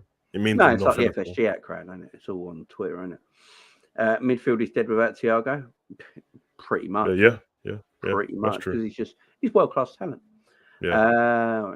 So one of the highest paid managers in the world football. So yeah, he needs to find solutions or get criticism. Yeah, exactly. There's nothing wrong giving him criticism. He said it himself. Yeah. There is criticism is different. It's abuse and criticism is two different things, isn't it? So if you're just talking about the football, that's fine. You're talking about the man, that's completely different. That's when it gets silly. But talking about the football's fine, bro, because that's what everyone does about every other team as well. So don't bother me. Yeah, exactly. I have seen the house. You've had your time. Liverpool finished. The demise of Liverpool. Yeah. I mean, I'd be careful. Arsenal, listen, you just better hope you don't lose your game at the weekend, bro, because it can go downhill real fast for you lot, bro. Diaz is the minor replacement. He played like a beast with Fury. Big up spirit. Yeah, I mean, Diaz was great. Diaz has been fine. I guess everyone can tell I'm a massive Diaz fan, innit? He's killer. All this stuff that we miss Mane because of the way we played. Well, we don't, because if you think about it, Diaz is playing when Mane played for Liverpool, and Diaz is doing Mane things at the moment. He's getting these goals. He's playing with a hunger and an appetite. He's never giving up. So I find that a bit. I find that a bit mad. It's a bit of a lazy comment, isn't it? Because let's be honest, man. Left wing Mane was average for 2 years, bro. Yeah, that's a fact. And then when they put him up front, he started scoring goals. But in them games, what I said to Cav yesterday when you went off to kick the thief in the head, I said that, like, just because him and Salah were scoring in them games, and that doesn't mean they're playing good. Mane, that second half of the season, when everyone was saying he should get Ballon d'Or, and I was just there, I was sitting there like this moody Liverpool fan, and I was like, well, yeah, based on like the stupid Ballon d'Or rules, but if you're talking about, if you really want to convince me that he's better than Benzema and Lewandowski at the same time, I'm like, all right, I can't agree with it. This is what it is. So. Exactly. Swearing says, hey brothers, we need to go back to the 18-19 tactics. No high line, more compact. I agree. Yeah, I agree. I just don't know if they're going to get rid of this high. The thing is, though, we only brought this high line in with VAR. That's why because we catch people offside, don't it? And no one catches more offsides than Liverpool do. Nah, we were on like I think when Rio brought the stat up at the time, we were like 40 ahead of everyone else. Yeah, we catch so many people offside all the time, and that's why we play it. But my problem with it at the moment, like Jamie Carragher said last night, stop trying to catch everyone offside and run back. Yeah. And that's something Liverpool don't do at the moment. We play the high line, try and catch offside, and then everyone just stands still. No one runs back. So I agree. You start running back, these goals go away. That's the problem. Question for the panel. How long does it take a manager to coach his player a new system of play? Depends. It depends, doesn't it? It depends how they might be doing multiple systems in training all the time. Yeah. So if they're doing multiple systems in training all the time, they can go from one to the other quite easily. So it all depends. It depends on the player. Some players, everybody can play a system. Everyone can play a system. Some people are suited to a system, some people ain't. So you can go to a 4-2-3-1. Some players in our team will automatically just suit that formation and system. Yeah, it's a fact. Some people will go 4-3-3, can't suit it, so they have to work on it a bit better to get to that system. So some players are just natural to systems, so it all depends. But I would be shocked if we don't work on multiple systems, because there's going to be times in games where you need to change things up. I mean, we've gone to 4-2-4 before. I think, if anything, 4-2-4 is our second formation we play. Yeah, we've used it quite a few times last season. If we go to avert to anything, it's 4-2-4. That's the formation we avert to. So I wouldn't be surprised you saw that. You play Thiago and Fabinho as a pivot too, and then you play Salah and Diaz wide, and you play Darwin Núñez and Jota together. Jota, yeah. I think the what he said as well depends on how good the manager is at whatever system as well. Because even if the manager knows the system from previous teams or has used it before, that helps. I remember when Conte did it at Chelsea. They started the season and lost like 3 games of the first 4. He changed it to 3 at the back, and then they won the league straight away. They just started winning every game 1-0. So it can happen, man. Depends how used you are to using that, but different for everyone, isn't it? It certainly is. When everyone's fit, it's a little bit easier because you can take people out the squad that don't know how to do it. Like Klopp would have done before when we used to get new players and that he'd feed them in it and let them get used to the system and that. But exactly. Thiago did more in 28 minutes than Fabinho in 90. It's staggering how much better he is than all of our midfield options combined. He done more in the first 5 minutes. Yeah, I mean, but when him and Fabinho play together, Fabinho's a better player. Yeah, that's a fact. So they just need to play together. But yeah, Fabinho, there is an issue there with Fabinho that we've all spoke about. The manager knows it. That's why we try to get Tuchemeni. Yeah. So the manager knows it. We know it. There is an issue with Fabinho, but he has to keep playing him because there's not really anyone else. Yeah, you're like me. That's why I don't talk. I said there's no point me talking about moving people on and stuff now. The window's closed. Just forget about it, man.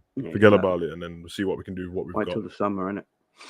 If you want Klopp to go, then you want in. There is not many who can give this kind of result. Whoever FSG as an owner, I agree. That's a fact.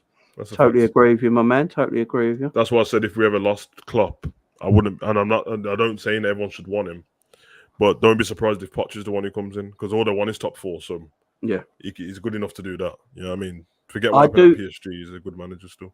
I do think FSG will sell the club though eventually when the stadium's complete. Yeah, probably. When the stadium's complete and with the new training grounds and everything like that and the commercial revenue they're making now, I think they could. I think we sell Liverpool. I think they sell Liverpool eventually for a world record. Probably. I think we go for a world record fee. I think the record's at 3 billion at the moment, ain't it? I think Liverpool do more than that. I think we're rated at the moment as club value is worth about 3.5 to 4 billion at the moment. Yeah, they'll get that up to like 5 before they leave. So they'll want between 4 and 5 billion for this football club. And remember, they bought the club for 300 million. Yeah. Then they'll go buy WWE with the money. And they could sell the club between 4 and 5 billion. Mad profit. Profit. That's why they're tremendous businessmen. Yeah. What they do is business-wise is tremendous. You can't knock them for that. But they're thingy, innit? Is it what's that group? There's obviously, like I said to you yesterday, there's 28 investors in Liverpool under the FSG banner. All different stakes in the club, ain't it? I think one of the companies, is it Redbird or Red Penguin or something like that? Redbird. Redbird. And they just land, don't they? Yeah, and LeBron as well. Yeah. And Drake. Yeah. It's just all don't be surprised when the next season comes. There's going to be bare pre-season games against AC Milan. That's what's going to happen, bro. The connection. Like Liverpool, AC Milan, the San Siro and that, bro. Big up Mohamed Jamie Klopp needs to stop the favouritism. Yeah, I know what you're saying. Could you make an argument for 4-4-2, making ourselves hard to beat again? Yeah, if you drop Salah. You got to drop Salah if you're playing 4-4-2, though, ain't you? I'll drop him now anyway. You know what I'm saying? So what, you play... Who would you play as your front two? Jota and Darwin or Bobby and Darwin? Jota and Darwin. So Jota and Darwin big two. man, small man, and Jota can lead. Yeah. Darwin and Jota as the front two. Oh my God, bro. Diaz can play in a 4-4-2 because he's more natural left midfielder. Yeah, natural winger, innit? Probably Harvey on the right. Yep. And then Thiago and Fabinho in the midfield too. Yeah. That's actually quite decent, you know. It's the formation I use on FIFA with the exact same team, bro. That is cook everyone. Yeah, that would work because it gives you a lot of control. Yeah, a lot. Gives you a lot more control midfield because you can play more narrow because you're playing 4-4-2. So, you know, Diaz can come in a bit more narrow you can get a bit more, possession that way and that. Jota and Darwin Núñez as the front two. Oh my God, bro. I'm telling you, man, because Jota's like the best header of the ball in our team, bro. him jumping up and just getting flick onto Nunes. Oh my god, bro. I think Darwin looks better when he has someone close to him as well. He does, especially in this team. So I kind of, I know everyone's cooking him and that, but I don't get it, man. I'm like, bro, give the kid a chance, man. Flipping hell, bro. Like, this is crazy. Adam's son says, crazy you lads are very reactionary. Yes, Mo was dead yesterday, but to drop the best goal scorer in the squad for the past 5-6 seasons with a kid who barely scores and assists, just chill, people. Nah, that's how football is, though, bro. If you're not playing good, then... But he's not playing well, my man. But what you need, you need to tell everyone in this team, no one's safe. Yeah. Because at this moment in time, Salah and Trent think they're safe. Yeah. Don't matter how they perform. They play the next game. I mean, Salah's contract proved that he's safe, isn't it? Like, that's to him now. Like, with even subconsciously, they every press conference for the last end of the season, everything was about me. All the interviews were about me. Everything was about my money and my new contract and stuff like that. I've got it now. Why would anybody give me this much money to not play? So of course he's gonna think he's safe because he was safe before that anyway. So it's like I agree with you, bro. Like, it's no like disrespect to the person who just put that comment, but it's not us being reactionary. If you look through me and Jamie speaking on the chat, we spoke about this last season. Remember, Salah wasn't good the last half of the season, so we've been speaking about it. And sometimes your top goal scorer, because he's not the top goal scorer this season, is he? He's like, so it's a completely different season. So you have to drop him. It make you think more. He signed his contract now, so we don't have to worry about him running away. He's going to be looking and be like, hold on a minute, I'm the best on this team. I can't not play. And then when he's watching people like Bobby and that play ahead of him, then he'll come on, and when he comes on as a sub, trust me, you know what Salah's like. He loves the competition. And he starts banging again, then we put him back in. You kind of have to do that. Yeah, if Salah's there knowing, oh crap, I'm out of this team. And don't forget, when you look at the attackers that get subbed a lot, recently it has been Mo. Yeah, it has. More than ever. So it can happen.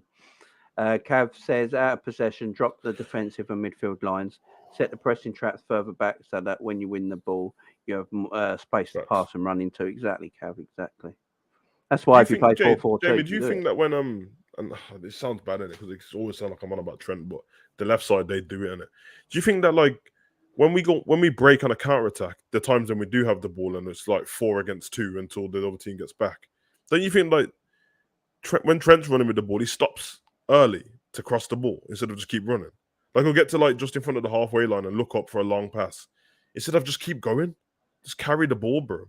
There's options everywhere to feed the ball through, but just decides to do that long pass. And don't get me wrong, we've seen him do the world-class pass hundreds of times, but every now and again it doesn't work, bro. And it fucks us up. Oh, yeah, totally, I agree. Jared says, a question, has anyone ever thought that they might not ever sell having Red Sox, Liverpool Football Club and Pittsburgh Penguins and 50% of RFK Racing to add to their portfolio? And in banking terms, is Jared. I've said it all the time. If FSG could keep one franchise out of all of them, it's Liverpool Football Club. Worldwide, because Liverpool Football Club is worldwide and the rest ain't. Simple as that. Everything else in America, isn't it? Yeah. Baseball is very niche sport in North America. Pittsburgh Penguins are an ice hockey team, ain't they? Yep. So, yeah, if FSG were going to keep one franchise, it would be Liverpool Football Club. So you are right there, Jared. The Pittsburgh Penguin one's funny, because if you watch the it's the fan. You watch the CM Punk press conference. That's what he said to the geezer straight away. He's like, "Hey, dude, why you got a Pittsburgh Penguin jersey on for?" And he's like, "Come on, dude, take that shit off." That's the first thing he said, bro. All I know about the Pittsburgh Penguins is that Van Damme movie. Hey, Van Damme's a G, man. He's the security at the stadium, at the arena, ain't he? Yeah. And I remember that film. The heat maps do reveal. You're right. Klopp has to be brave, drop some big name players and change the system. I think he will. Did you watch our under-19s? Yes, he's very good. Yeah, he's good, man. He looks a very tasty player. Nunes should be in front of Diaz, Firmino and Salah behind him. Yeah, I'm thinking I'm going on that line as well. Trent is good, but I don't like his attitude. The way the guy acts, getting subbed like he is Messi. I agree with you. Yeah. I don't know where it's come from either, because he used to be much more grounded than this, did Trent. But I noticed that in the summer of his Instagram photos and that, like he was like, "Yeah, I'm the man." It's like that's cool. That's all cool, but where's Trent gone that we used to know? He used to be so grounded. I mean, yeah, it's a hard one. Success and money can change a person. Let's face it. Yeah, it can, and we've only got. Let's be honest. We're only basing it off how his face looks, so we don't. It's a hard one with Trent, isn't it? It's a very hard one. I don't want to go too in there on that because it could be anything, to be honest. Yeah, I mean, if you're like body, if you watch, watching someone's body and all that, and like, it comes off a bit. He does come off arrogant, but that might just be the way he is. He might not actually be like that because none of us know him, do we? So, well, the thing is, I expect him to be pissed for getting taken off on it. The one thing that we can't speculate on is he angry at himself or is he pissed at the manager? Because if he's angry at himself, that's good. I want him to be pissed. Because when he goes up to Klopp, I've never seen him like do anything to Klopp or No. You know what I mean. So that's a good thing. If he's just angry at himself, then it means the camera just caught him in the bag spot. But I can understand that within his own head, even though he must know that he's playing shit when he's playing shit, you would think to yourself, we don't have any other right backs here. So who do you think? How am I getting took off? And that's why he's probably thinking like that. That's why the little Scottish Don needs to get fit real quick, bro. Because I liked what I saw of him in the Scottish League, but at the end of the day, it's the Scottish League, and so that doesn't mean much to me. I just can tell this style of play. Yeah, exactly. Kind of plays like Lamptey, to be fair, which I like, and he's got a good cross on him as well. Lamptey's a good little player. I feel for Brighton now, though. I do. Right, Lallana's going to take him to the promised land, man.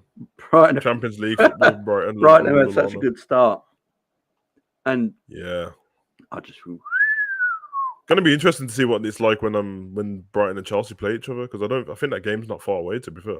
No, it's going to be a mad one. It's going to be very interesting because obviously they love him. They love Potter at Brighton, isn't it? Even that's why they've on the Newcastle. Yeah. Big up Karius, man. He's too hench to be a goalkeeper now, though. When he's been last time I seen him, he was. I thought he was giving up football and just doing modelling or something like that. Me too. He should. Good looking guy. Last time I seen him, I was like, yeah, he's gone hench and it looks like a H&M model. I thought him. To be fair, him and Torres look like a tag team. Yeah. Because Torres is massive now. Yeah, so Torres is huge, isn't he? Oh, yeah. Absolutely mad. I'm trying to see if there's any news on any of the injuries, but I think Klopp's press conference is tomorrow, ain't it? So we'll know more tomorrow. But 12 o'clock, I think. Yeah. Karius on his way to Newcastle. It's a mad one. We got Karius, man. Listen, I've got the Champions League done, and it was ages ago, and I kind of felt bad that he looked like his whole career was done, bro. As soon as his missus left him after that game, and I was like, flip's sake, man. She left him after that Liverpool game. She left him about 2 weeks after because she said that it was bothering. She said it was bothering her that people kept sending stuff to her on social media and that. Turn your social media off. She was thingy in it. She was on Made in Chelsea. She's one of the girls of Made in Chelsea. Oh, right. So she has to. So for her, she's an like, influencer, so she has to be on it. Yeah. Nah, that's mad, man. That's mad. Guy has a bad attitude. So many times when guys running past him, he just stands and looks instead of running. Yeah, that's true. Do you know what's mad about it? I watched that game back, and there's so many times where Trent was running with the person. Then Trent gets beaten, and he literally just stops, and he makes no effort because the phase of play hasn't stopped. The phase of play for Napoli was still going, and there was 1-2s around the box and still like that, and he's not even in the frame. He's not even in the camera frame. He's down there somewhere. And then you see the goal going. He goes and the camera goes a wider shot to get everyone in. And Trent's there going, I was like, you having a laugh? Putting your hands up like that when you literally just walked. So, no, put some effort in, man. I wouldn't mind if you're getting beaten, but then I'm seeing you breaking your ass to get back into position every time. That would be like, fair enough, Alicia. You're actually putting in quite a lot of effort there. I'm fine with it. But when you're just walking, then standing still and then throwing your arms up in the air like it's everyone else's fault, that's taking the piss on it. That's when I got an issue. What did Anders say? The game? Oh, and no, it's Jared. It's not the thingy game what's been called off because of the Queen. It's the Brighton and Crystal Palace game what's been called off already. That one's been called off from earlier because of the railway strikes, so people can't get to the game in it. Oh, what game's that? Brighton and Palace. Yeah. Oh, the Brighton Palace game. I don't know if it's Brighton versus Palace or it's Brighton's game and Palace's game. I know that they're the two that were. Well, there's rail strikes, ain't there? So yeah. So I think that's it, man. Because last time there was rail strikes, they didn't call them off, did they? They didn't call it off. Yeah. You get there if you can, and if you can't get home, tough. So, lovely, thanks. Yeah, so that one's nothing to do with the Queen. The Queen at the moment, I got BBC on at the side of me, and it's still nothing happening at the moment. But yep, Stubbsy, if you want to come on, just let me know. I'll send you the invite. Love Island Cavs back, man. Look at him. The black hoodie's come off, and that is back to normal. Look at his. Can you hear me all right? Yeah, mate. Yeah. Yeah, good. Yeah, no, I'm out of mourning now. I only stay in it for a couple of days and then just try to bring them positive vibes back. Positive vibes are back. Yeah, but I'm obviously looking forward to the game. You're gonna be there, man. Yeah, but I'm a bit more positive after hearing Klopp saying yesterday that we need to reinvent ourselves again. I just feel like it's really hit home that this team needs assessing and the tactics need assessing and that something needs to be done different. He has said that before. I know. I feel like he means it this time. Yeah, but I feel as though like if there was ever a weekend where he's gonna switch from the 4-3-3 and the template that he's used for years, it might be this time round, just off the back of what he said. So I'm hoping. What if Klopp's reinvention means move Milner from centre mid to right back? Yeah, well, I don't think you see Milner at the weekend. Well, you see him come off the bed. To be fair, without the Champions League game, like without him playing rubbish, I wouldn't have played him anyway because to me it would just be too many games in a row. Yeah, far too many.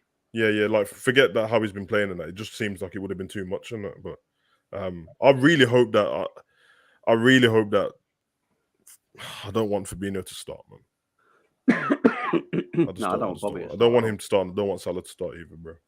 The thing, like Fabinho as well, like he has actually played a few games in a row, so he might be rested. I'm going to try and have a look at who's available. Actually, I think Fabinho might have been rested if Hendo was available. If Hendo was there, yeah, that's what I was about to say because they would have been switching up on it.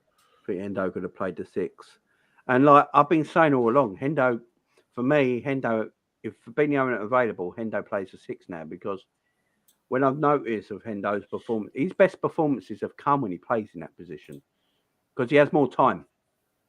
He has more time. And Hendo is a better passer on the ball than people give him credit for. And he always, when he's playing that number 6 role, he has more, he can see more of the game in front of him and he has time to, he's not being pressed.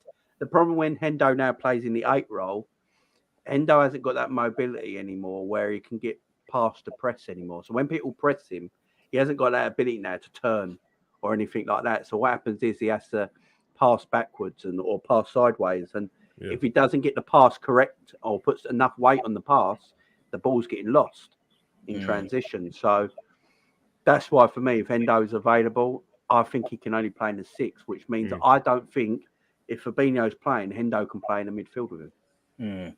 And maybe comes down to like the amount of instructions he's given as well. Like he might just like playing the 6 because he just knows that role entails cleaning up, and like you said, the whole game's going to be in front of him. So he's just got to mop up what's in front of him or at the side of him, and then just lay it off simple passes. Like he's not expected to go beyond the forwards, which he never does now anyway. He's not expected to spray wild passes. He's just got to be neat and tidy. So maybe that just like suits his game now. Yeah. Did Lakers just say null and void the whole season? What's that? Null and void the whole season. Hey, you remember that? No, a sign of respect to the Queen, null and void the footy season. Well, it will be stopped for about 10 days, 2 weeks if she does pass away before the weekend. Yeah, 10 days, isn't it? Yeah, which is. Have you heard that, Cav?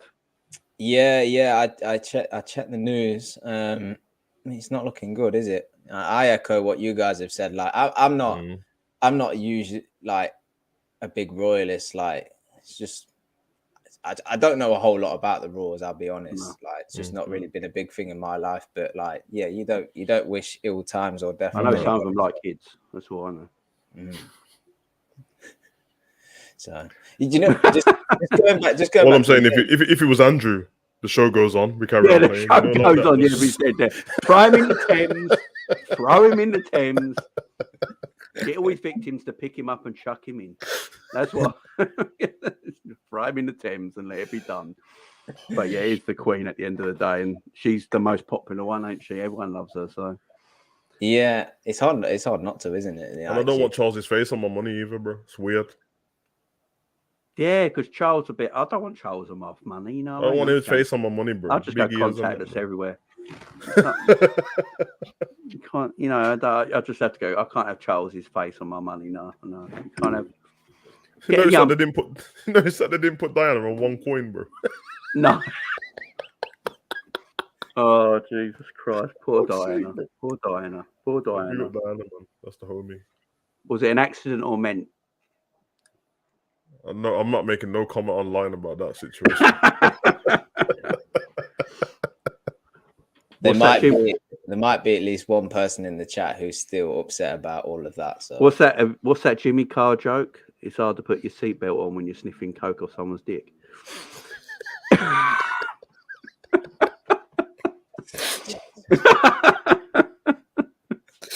Oh dear. Good.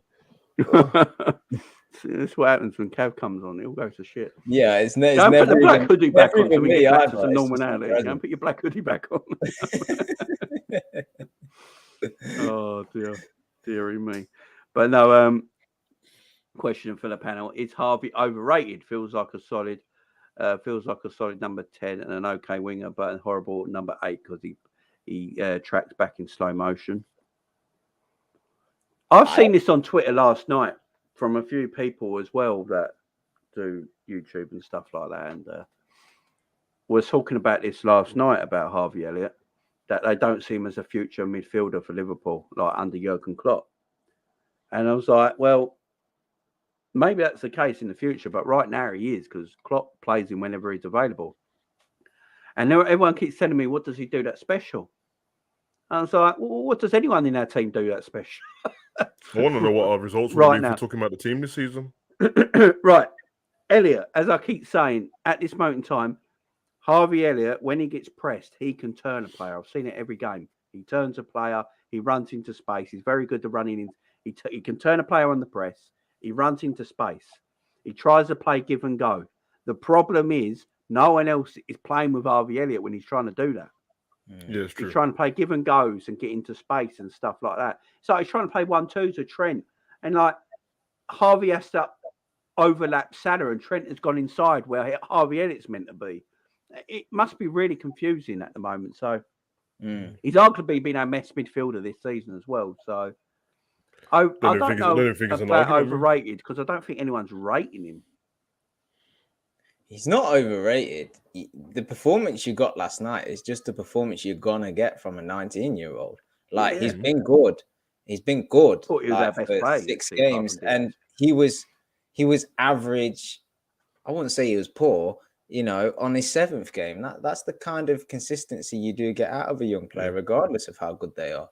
But like yesterday, it did kind of just feel like. Do you know what the game felt like? You know, when people. We know what the Anfield atmosphere is like, but we're obviously never been in opposition at Anfield. But the opposition tell you like it's so much weight on you, like pressure. You can't act yourself. That's kind of how it felt a little bit like for Liverpool last night, and certain players struggle in that. And I think Harvey kind of did a little bit. To be fair, like it wasn't his fault. He was trying his best, but sometimes like he was just receiving the ball and he was trying to like run into space, but it was over hitting the pass, and it looked as though he was just a little bit nervous. I agree. But as you say, he's a kid. Yeah. And my problem is, and this is the thing that's really irritating me the most, that we need a midfielder that can cover Trent's runs. That shouldn't be in the Man City. Don't they play Gundogan and De Bruyne and all that. And their fullbacks up and down. No one goes and covers their runs because they're running with them. We got to stop this thing of like only someone can play there that can cover Trent's runs, because that's an issue. If that's the problem, like let Harvey be Harvey. Let Harvey just do what he wants to do. He's a bright boy. He's good on the ball. He has got end product. But at the moment, what we're doing, as I keep saying, Klopp wants a midfielder that can play 6 and an 8. Thiago can play 6 and an 8. Fabinho can play 6 and an 8 in some way. Artur can play 6 and an 8. And Keita, as soon as Genie left, he turned Keita into a Genie replacement, didn't he? Made him that 6 or 8 player. That is what Klopp wants in his midfield. That's what he wants. And that's what he's turning Harvey into as well. And so when you're 19, Harvey's learning all these new ways of playing a game. He was a winger. He's now a central midfielder. And he's learning to play a defensive part of the game. He's learning to play the attacking part of the game. Same with Curtis Jones. Curtis Jones is a talented boy who can never be Curtis Jones, because you've got to do things in a certain way in our midfield. And that's the issue. So when I say players are overrated, I don't think they're overrated. It's just they're good footballers, but they're not allowed to maybe express themselves the way they really want to. But Harvey's not going to say a thing about it because he's a Liverpool boy. He's playing for the team he loves. He's living his dream. I mean, he ain't going to say anything about it. But I would say Harvey, I think Harvey and Diaz were our 2 best players last night still. I think Harvey was trying. At least Harvey was trying. He was trying to make things happen at least. And he put in effort. Apart from Diaz, no one else did. So apart from Alisson, who, always tries. Yeah. But at the moment, who is the only... I was just going to say, at the moment, who is the only player in our team that is guaranteed to start a game? Diaz. Ali. If it was me, anyway. Ali and Ali's, 100%. What outfield player is? Ali would do. They'll not get away with that. Outfield player that we would pick, or that Klopp would. No, at this moment in time, who do you think is the only outfield player that Klopp, Klopp actually picks at the moment? Oh. It is Diaz, Diaz. It is Diaz. Yeah. But what Let's be honest, bro. When stuff's going wrong, and the whole team's not playing well, it happens in football, and we've seen it with loads of different teams over the years and that. So you just need everyone to put all the energy in and fight as hard as they can. So sometimes Diaz's stuff ain't coming off, but I'm not really coming off the pitch. I can't be bothered to say anything bad about him because I'm watching him put everything he can into the game. And it's ridiculous. And it's non-stop as well. It's like, it's long parts of the game he's doing it. Every time he gets the ball, I'm like, yo, if somebody else has offered the same kind of energy across the field, we'll probably score a goal. Because anytime we have a little bit of energy, we do something. So I'd rather just that, man. But yeah, this is a good comment by Don Van Dijk. For sake, Messi has raised 19-year-old standards so high that we forget 19-year-old is young. The guy's pretty good for his age. Yeah, and Mbappe did that. Yeah, but but Messi's not human, so that's, I mean, he's not natural, is he? You can't use that as a comparison. Messi at 19 is better than most footballers that's ever played the game. Messi's ridiculous. Messi's ridiculous. I watched him the other night, and he was still quality. It's just walks around like PSG are a mad team to watch. Like they just walk around like as if they're not bothered, and then they almost messed it up. They all of a sudden they just go, "Oh, you know what? Neymar, Mbappe, Messi. We find ourselves near each other. Let's just mock these loud. Let's just take the piss out of these." And then they just play ridiculous football. It's too easy for them. It almost is too easy, yeah. It's too easy for them. That's why they get battered when they go and play against a good team in the semi-finals or quarters, because they're not used to it. They're playing loads of dead teams in the French league, dead teams in the knockouts sometimes, and they get against one good team or somebody with a bit of energy. If you look over the years, we beat them, Man U beat them, Real Madrid beat them, Man City beat them. And just as soon as energy comes their way, they just fold. They're winning 2-0 against Real Madrid, and then put Rodrigo on and that, and they all just shit it. It's done. Oh man, a BBC or a presenter has just had to apologise for incorrectly announcing the death of the Queen. Oh my God, man. Sack the fucker, man. It's not hard to see if someone's dead or not, bro.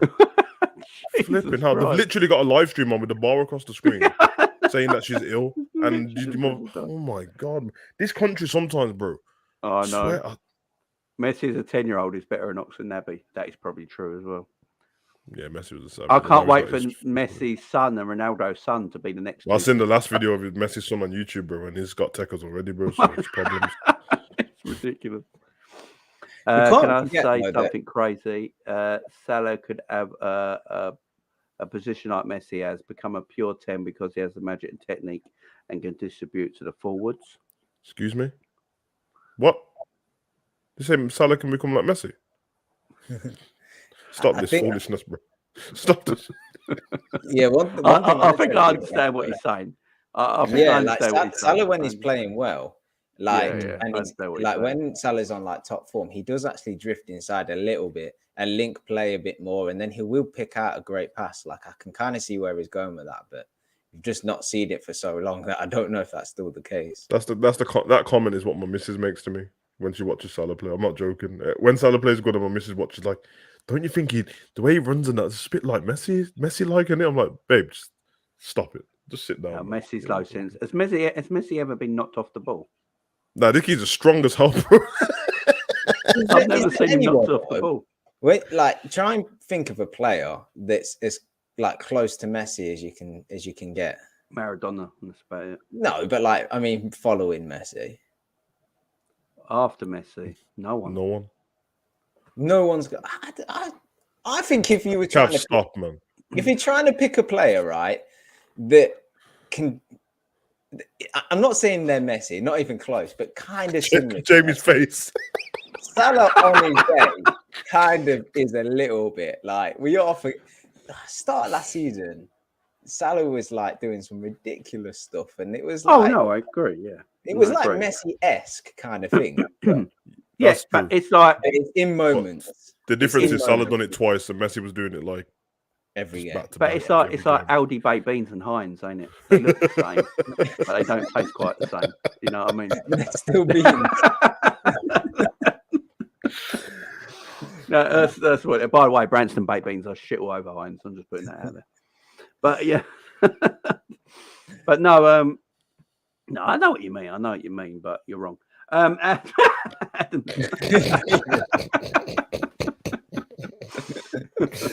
No, because we have got to admit, last season we was all like Salah's the best in the world, and I wasn't. No one else is doing what he's doing, and I wasn't. When Salah's on form, like the goals he scored against Watford and Man City, I know what you're saying, Kev. Actually, there ain't many other players that are doing that. Yeah, there was moments like Savage and I disagree on this, but like when the start of last season. Salah was, when he was on fire, he was the best in the world, like no doubt. Like, How many games was it? I don't know. No. This is what we all done last season. Everyone looks back and goes, "How many games was it?" It was like 3. It's like 3 games. Yeah, okay, fine. Then for 3 games, he was the best in the world, wasn't it? Fair enough. I love Kev. My statement's correct. That's actually correct. I can't even argue. That's factually correct, bro. It is factually correct, yeah. Adam's son says, right, so you agree that besides the dip in Mo's form, Harvey is crowding the area for Mo and not covering for Trent, while Trent isn't fully communicating for the overlap. I would say Trent's in the way of Mo and not Harvey. Yeah, I'd say that as well. Because if anything, Harvey's doing the overlapping. Trent is underlapping and getting into them areas where you want Mo Salah to be in. You want Trent to be overlapping to keep the width. Trent then Salah can come inside, and then in them pockets behind, in between Trent and Mo, is where Harvey should be. Yeah. And then you've got a nice little triangle there. But at the moment, Trent's going inwards. Trent's basically playing central midfield. That's why I said it last night. Trent don't want to play right back. He does not want to play right back. He wants to play central midfield because that is where he is all the time. When the whistle blows, he's at right back. As soon as the game started, the man's playing central midfield. Yeah. And centre forward in bloody moments. He doesn't want to play right back anymore. He just don't. I think the thing with that is, though, Jamie, like if you think back to the start of last season where Elliott played before he got them injuries. I can remember was it against Burnley where Elliott ball switched over to Elliott, chests it down, plays it infield to Trent, and he plays it round the corner for Mane. That kind of play is probably what Trent's still expecting to happen with Elliott on the pitch, whereby Elliott is the width and Trent comes inside. And by coming inside, he's closer and more central to the goal. But it's not quite happening. So I agree with you. If it's not happening, just revert back to, being that guy that does do the overlaps and just concentrate on crossing from better positions. Because I agree with what you said earlier, Savage. He seems to be a bit lazy with his thinking at the minute. Just thinking, as soon as I get up to halfway into the second half of the pitch, I'm just going to fizz the ball as a diagonal every time. Cav, you're getting no love in the chat, by the way. People, as soon as you say Salah and you say Messi, instantly people are on your case. Just listen to what I was saying. Does anyone look? This is I'm going to ask you an actual question here. Yeah. And deep down, I want to know: does anyone actually think that Ronaldo is better than Messi? Cristiano. Say that again. I was reading all the hate I'm getting. I'm just saying: does anyone actually think deep down that Cristiano Ronaldo is a better player than Messi? I believe there is a lot of people who think that. I don't even think Ronaldo's in my top 10. I don't even think it's a myth, bro. Like, there's a massive selection across the world. I reckon if you've done a survey on football fans who's the best one, it'd still come out like 51-49. People love CR7, bro. He's a great goal scorer, tremendous goal scorer. Haaland's probably going to be the next one like Ronaldo in goal scoring terms, yeah? Haaland can't do as much as Ronaldo did. But close to it, right? But I don't think he's a better footballer than Mbappe. Mbappe's Who's not a better footballer than Mbappe? Footballer. Ronaldo.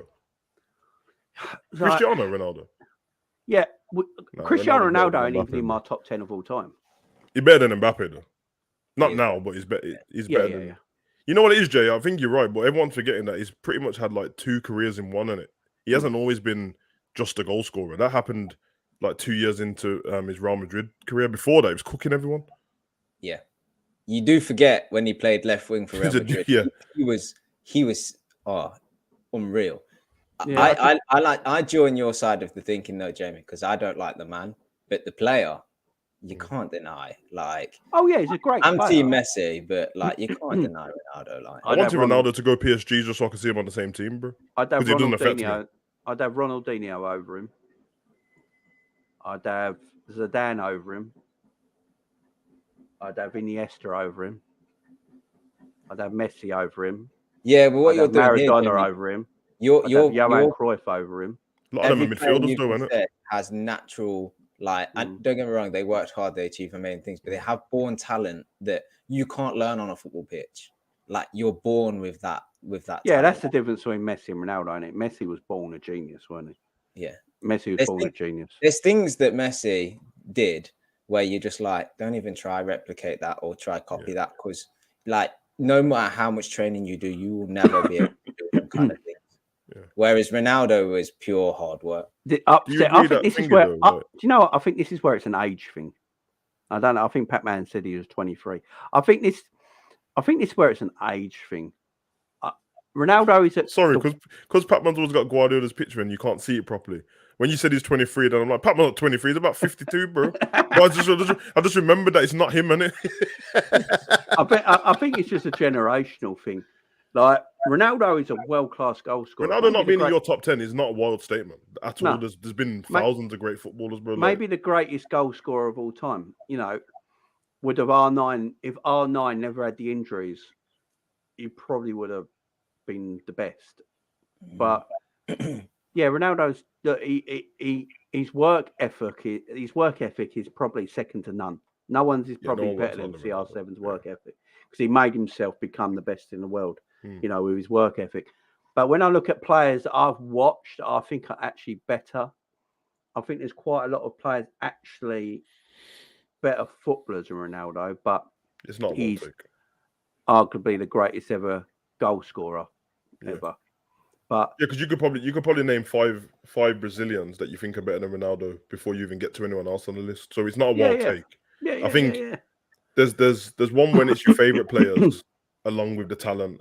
And then there's one where if somebody says to you, top 11 players, so you had to pick it position for position, who would you want in your squad? I don't know if I could pick a squad without CR just because of how his output. But if it was just based on what I like to watch, the early Ronaldo, I would have in my squad. Yeah. But I wouldn't have him over like Ronaldinho. That's my guy, bro. Like he's that's the one. Who would you have now? Like, so Messi and Ronaldo are both at an age now where their careers are winding down. I'd have Ronaldo now. Who would you have out of them now? Ronaldo. Would you? Scored 18 goals for Man U last season, and Messi scored 4 in the French league. And we need goals. Yeah, but see, I'd have Messi because and Tarkowski will kill him. Messi's output is still higher, which is mad. His output is still higher. I'd still go Messi. And what he does, Messi can play in midfield and start attacks. It's just mad. He does walk for like 80% of the game, but does that? He's been doing that in international games for time, bro. He did it for the last few years. That's Messi's thing in international games. I've got Messi and Ronaldo's stats here, yeah? Mm-hmm. So Messi has played 982 games. So this is Messi, 982 games, 773 goals, 337 assists. Ronaldo of over 1,000. Ronaldo has played 1,128 games, so quite a bit more, and scored 815 goals and 230 assists. So output-wise, Messi is still better. Yeah, but it works out to about the same, though. Yeah, that's what Ronaldo's got about 100 more goals, and Messi's got 100 less games. Messi's assist is ridiculous. 337 assists. What we'll say is one thing I'll say about Ronaldo, and it's nothing against Messi because Messi does it as well. You go and look about all the winning goals Ronaldo scored in important games, bro. You're not touching him. No one is. I know. That's Champions League finals. Yeah, but then Messi scored Champions League final. Messi. No, I literally said if you'd done both of them, Messi's just behind him. But bro, Ronaldo in the clutch goals, bro, in these games and that. Remember, I'm not even trying to stick up for him as well, but I watched him score them clutch goals for Juve as well in the Champions League final. He'd just done that for Man U and there was shit under Ali. And we can all agree everyone was dissing him and he still wasn't their top goal scorer. And they were trash, bro, in the Europa League. So I would only have Ronaldo now because I think his output in the Prem compared to Messi would be. Messi's in the French league, bro. Let's not pretend like we all want to diss the French league 1 second and then because we're sticking up for Messi, we want to act like it's a good league. But then he had the most assists. He had the most assists in Europe last season. To Mbappe and Neymar. Yeah. No one else was doing it. No one else was doing it. Yeah, but Ronaldo, what a langer. I'll tell you what, if Messi played in the Premier League for Man City this season, Messi he'd break the assist record in about 10 matches. If CR7 played for Man City, he would have scored. If CR7 played for Man City, he wouldn't score a goal. The thing with Messi, whoa. Because he wouldn't be in the position. He wouldn't be in position. What? He wouldn't be in position. No, so you're telling me that what Haaland's doing right now, not Ronaldo wouldn't do. Beast, No. Stop it. Stop it. Ronaldo's legs will break. Ronaldo's legs. He doesn't have to run. Ronaldo would be shattered by the time he got in the box. Foden just delivering like little passbacks to Ronaldo. Come on, Ronaldo would be in the box. That's the problem. You can't hate the geezer that much that you got goals for City. Him. I don't think he'd get in the box. I literally don't think Ronaldo would be able to get in that penalty box constantly to get the goals Haaland does. That's what I'm saying. I think Haaland would outscore Ronaldo quite massively in the same team.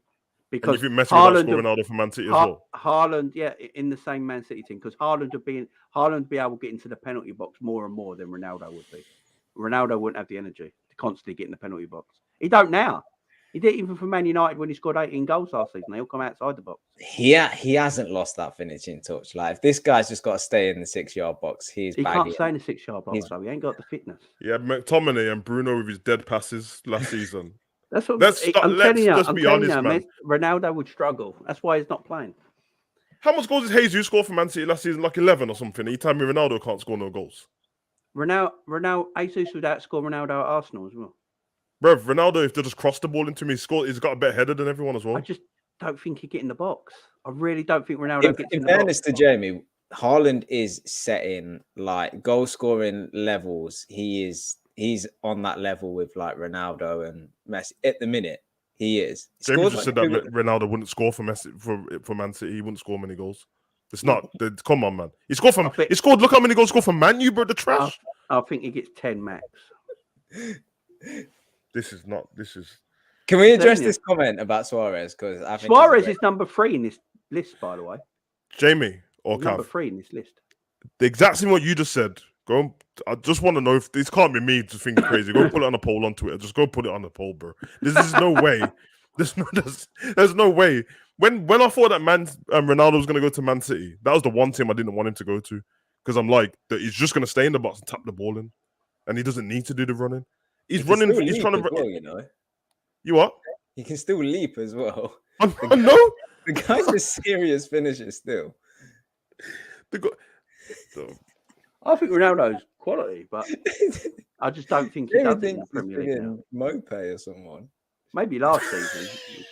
Don't think this season. I just don't think if he was doing it, it'd be fine. Mope ends up got top goal scorer in that frigging Man City team. Mitrovic is on half of them goals already, bro. Like Mitrovic, I'm just saying, Mitrovic should score more goals at Man City than Ronaldo. This has to stop. This has to stop, bro. This has to stop, bro. I'm telling you. This started from me saying that Salah in moments did Messi-esque things, and honestly, I'm telling you. Any more strikers that you think will score more goals than Ronaldo at Man City? Mitrovic, Haaland, Nunes. No. You know? Oh my god. No, Ronaldo would score more than Darwin Nunes at Man City. What about Jota? Tough one, eh? Hold on. So Mitrovic would score, but Jota, who scored 20 goals last season, wouldn't score more goals than Mitrovic at Man City. What's going on? I don't know. You was with me in the preview when we got to Fulham, and you said they agreed with me about his 3 goals.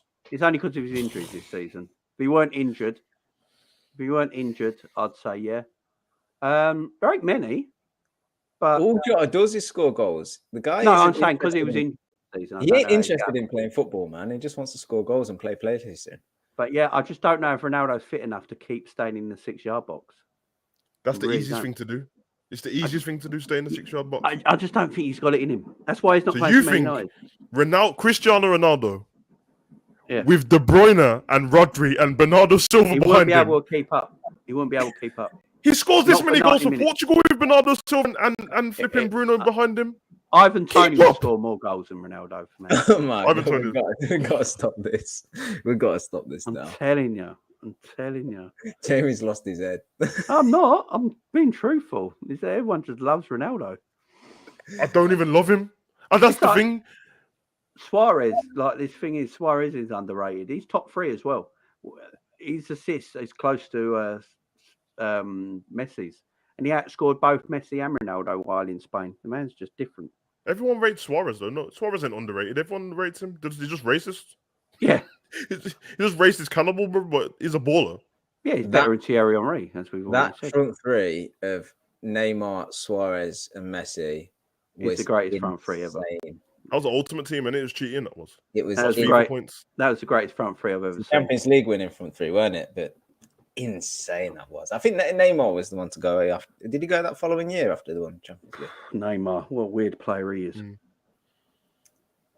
It's a shame they didn't all stay together at Barca because, like, if they would have just done that for years on years. That's what happens when football's too easy for you, isn't it? I think Neymar wanted to be I think he wanted to get out of Messi's shadow. And then he regretted it straight away. I'm telling you, it's the truth. I'm telling you. How many goals does Ronaldo score for Man United this season? This season? He ain't been playing. I reckon he still gets. He'll get 15. I don't know who's going to play. It doesn't look like Ten Hag wants to play him. Wonder why. Well, yeah, but you don't have Man City's midfield behind him. That was the whole point. Don't know. So he can only play with certain players? And a shit manager like Ollie? So that means he's gone. That's what I'm saying. What do you mean he can only play with certain players? Everybody can only play with certain. You think Salah's getting top goal scorer every season in a different team? Would struggle with Man City's team. Struggle, man. He ain't got easier for a Man City's team. Yeah, it's way easier for him. He wouldn't be able to do he wouldn't be. I'm telling you, he wouldn't be able to keep up. He'd be dead. Keep up. They pass the ball around constantly. Yeah, but their movement is so quick. He wouldn't be able to get into space. He'd be on the edge of the box because he wouldn't be able to constantly get into the penalty area with their movement and speed they run at. Jamie, if Salah didn't play for Liverpool and played in a different squad, would he get top goal scorer nearly every season? No. Because you just said that so we can only play with certain players then. That is Salah's a system player. Messi left Iniesta and left Barcelona and he's not scoring any goals anymore. So but of course he's the top assist maker, so he's still creating. In the French league, bro, they watched him win 8-0 the other day and he's got 4 assists. Ronaldo don't create. That's the problem. Ronaldo don't create. So if you said goal scores. If Ronaldo's not creating, he's not getting on the end of things in the penalty box at 37. He just ain't. He's just ain't. Let's face it, he's just not. That's why, bro. You said goals, and now you're talking about assists, bro. Yeah, I'm just talking about the whole attacking thing. No, you said goals. You said at City, and he's got De Bruyne behind him. He wouldn't. He wouldn't find the room. Possibly probably the best midfield in the world behind him, the best defensive midfield in the world behind him, and he can't score any goals for Man City. Who is their lowest goal scorer out there? Attackers? Who's gone? I don't know. Who? If he got 12 goals, that'd be tremendous for him. At Man City. Yeah. Are we assuming he's played how many games is he playing all season? Well, he'd have to play every game because he'd be their only striker. That's what I'm talking about, by the way, guys. If Ronaldo was their only striker, he'd have to play every game. So he's not going to get in the box enough to score the goals. Okay, this is what I'm trying to say. Ronaldo hasn't scored as many goals from the outside the box as you think he has from Man U. You said he got all of his goals from outside the box. He's probably got about 2 from outside the box for Man U in the Prem. Come on, man. Jay, come on, give it up, man. I know you don't like him and that, but this is crazy. No, he can't stay offside in the 6-yard box and bang goals. He has to move with the team. So he has to drop in. He can't just stay in a 6-yard box when everyone's doing work over here. Yeah, but this is Man City, Jamie. For first 3 games of the season, they played around Haaland. You can't stay in a 6-yard box when everyone's playing football. You'd have to join in. You said earlier in this stream, the first 20 minutes, you said Haaland is hardly doing anything. He's having a few touches in the game. Yeah, but he's scoring moving goals. And now you're saying that Ronaldo moves around. We're playing with shit. I'm telling you, Ronaldo wouldn't be able to move around in the team. He just wouldn't. Where is your evidence of this, bro? There's zero evidence. Watching him. So when he scored his goals, he just didn't do anything. He doesn't move. I watched him. Man doesn't move anymore. Look, let's have a guess, right? How many goals do you think Haaland's going to get this season at Man 50. City? 36. In all competitions, 36. I think he's going to get 50 goals. You think he'll get okay? He's got 10 now. In the Prem. In the Prem, he's going to get 40. I think he's going to get 36 in the Prem, and he's going to score maybe 7 in the Champions League. 36. Yeah, that's without injuries, by the way. But if he stays match fit, which let's face it, he will do because he only has to play 70 minutes. Okay, right. So take Haaland out and his 36 goals. Put Ronaldo in. How many goals do you reckon Ronaldo gets? Staying fit all season. For Man City. De Bruyne scores more. Let's assume he stays as fit as Haaland would, and Haaland can get injuries. 8. He gets 26. 8? No, Jamie, he's not getting 8. Come on. He gets 20. I'm telling you. If Ronaldo's up front for Man City in Haaland's position now, he gets 26 goals in the Prem and about 4 in the Champions League. Because City have all the ball all the time, everyone just thinks the other striker don't do any movement and can just stay still. That's not the way it works. We've only just seen him with a striker. They didn't have one before that because it was Aguero in it, and it's not how they it weren't works. using Jesus. And what did he have to do to Aguero? He went Aguero gone because he didn't work hard enough. So Aguero had to change up and start working. Aguero didn't work hard enough. If that's what you're saying, and he still scored how many goals? Yeah, I know, but he dropped him out of the team. The man was dropped. He played Jesus. And then Aguero, because he's so talented, learned how to press from the front. Ronaldo at 37 years old ain't going to press from the front. That is why he won't get the goals everyone thinks he would. That's what I'm trying to say. I can't agree. I cannot. It's Ronaldo, bro. I can't join you on that boat, Jamie. I'm sorry. Well, I'm right, so it's all good. I'm telling you, he just won't get the goals. He's not getting what Haaland gets, and I'm telling you that right now. Raul Jimenez would get frigging 20 plus goals. Raul Jimenez can't even see straight. He ain't getting goals.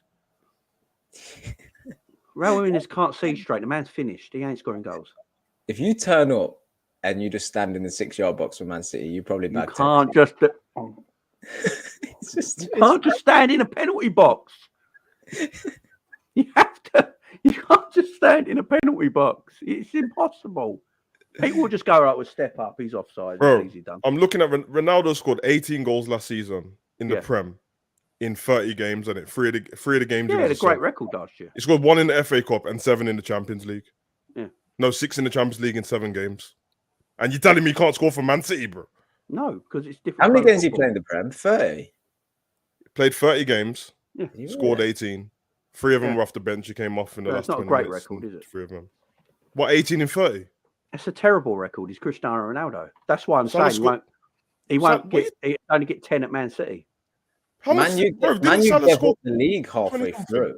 Just stop playing. Yeah, because it suits Ronaldo. Because Man United were dead. He's the big fish. He goes to City. He ain't the big fish. De Bruyne's a better footballer. Gundogan's a better footballer. And they're going to pass the ball to him. And he won't be able to move because he'll be dead. I'm telling you. I ain't got an agenda against Ronaldo. I love Ronaldo. He's a quality footballer. I'm just saying it. He won't be able to do it at Manchester City. He just wouldn't. No matter how good they are. He just wouldn't be able to do it. He wouldn't be able to adapt and play to Pep's standards at this age right now. They got him at 28 years old. He's breaking all records. But at 37, he wouldn't be able to play to Pep standards of what he wants. He just wouldn't. And he wouldn't get the goals. He'd struggle. No matter how good he is. That's what I'm trying to say. All I'm saying is for Ronaldo's whole career, I've never seen him struggle to score goals. That's the one thing I've never seen him. And well, he struggled at Man United. He only got 18 in 30 games. That's poor. It's more than if you do that stats compared to Salah's, and Salah played more games, it's the same. How much did Salah finish on 20? And Salah finished on 22 or 23. Yeah, but he plays out wide. Ronaldo plays. No, you can't make the excuses now, bro. Like, no. Let's not pretend Salah's not a wing. He's not number 9. Ronaldo plays number 9. This is what I'm trying to tell everyone. Ronaldo plays number 9. Salah's a right winger. It's not good enough. But the only person who outscored him from that side was Salah and Son. That's it. So where's all the rest of the strikers you said what you named earlier? I'm telling you, he wouldn't score the goals at City that people think. Only because he got 18 at Man United doesn't mean he's going to get 18 or more at Man City. It really does. It probably means he'll get more. He'd struggle to get double figures. I'm telling you. He'd struggle. You think it's harder? You think it's harder to score for Man City? It's harder to score for Man City than it is for Man United. Yeah. Did you see how many chances that some of their players missed last season? Man City's. It is far harder to score for Man City Sterling. if you're not playing to that standard. That's why Pep Guardiola buys the best players in the world for all the positions, because you've got to play to that standard. That's why some players have struggled there. That's why Grealish is struggling, because he's not that standard. He can't score. That's because Grealish wasn't a great goal scorer anyway. Yeah, but he's not that standard. So that's what I'm saying. So if it's meant to be easier at Man City, he should be scoring goals. But he ain't, because he's not that standard of player who can do that. That's what I'm trying to say. Do you see what I'm trying to say? No, because you said in the number 9 position, and Ronaldo would score in the number 9 position. It's where he's been scoring for the last 7 years. He's not that standard of player anymore. At 28, Ronaldo at number 9 at 28, like he was at Real Madrid. Goals galore, I'm telling you. No problem. At 37, he hasn't got the standard anymore to play Pep's way. You'd find it difficult. I don't know, man. This sounds like a bit of an agenda still. It ain't an agenda. I'm just saying facts. It's not facts. If it's easier to score at Man City, no matter who you play with, where you play in position, left wing, right wing, centre midfield, whatever, it's easier to score at Man City, then Grealish should have 15 goals. because he's always in on goal. The only fact here is that Man City create chances more than anybody else, and Ronaldo has always scored goals. That's the only facts that we have here. That's the only facts, but you put them together, don't mean it works, though. Doesn't mean it works. That's the thing. These things don't always mean it works. Only because someone did something in the past and someone's doing something in the present doesn't mean if you put them together, it works. But it's more evidence than what you're giving me, because you're giving it based on nothing, and I'm basing it on. Giving you facts beyond facts and truth. They're not facts, because if this was in court deciding with me, bro, they're gonna bring up all of his stats and everything is done up until a few months ago, and they're gonna say, you know what, the likelihood is that Ronaldo's gonna score goals for this team, bro. They're gonna go off the amount of chances that Man City create to the amount of goals. Why didn't City buy him? Because they didn't want him.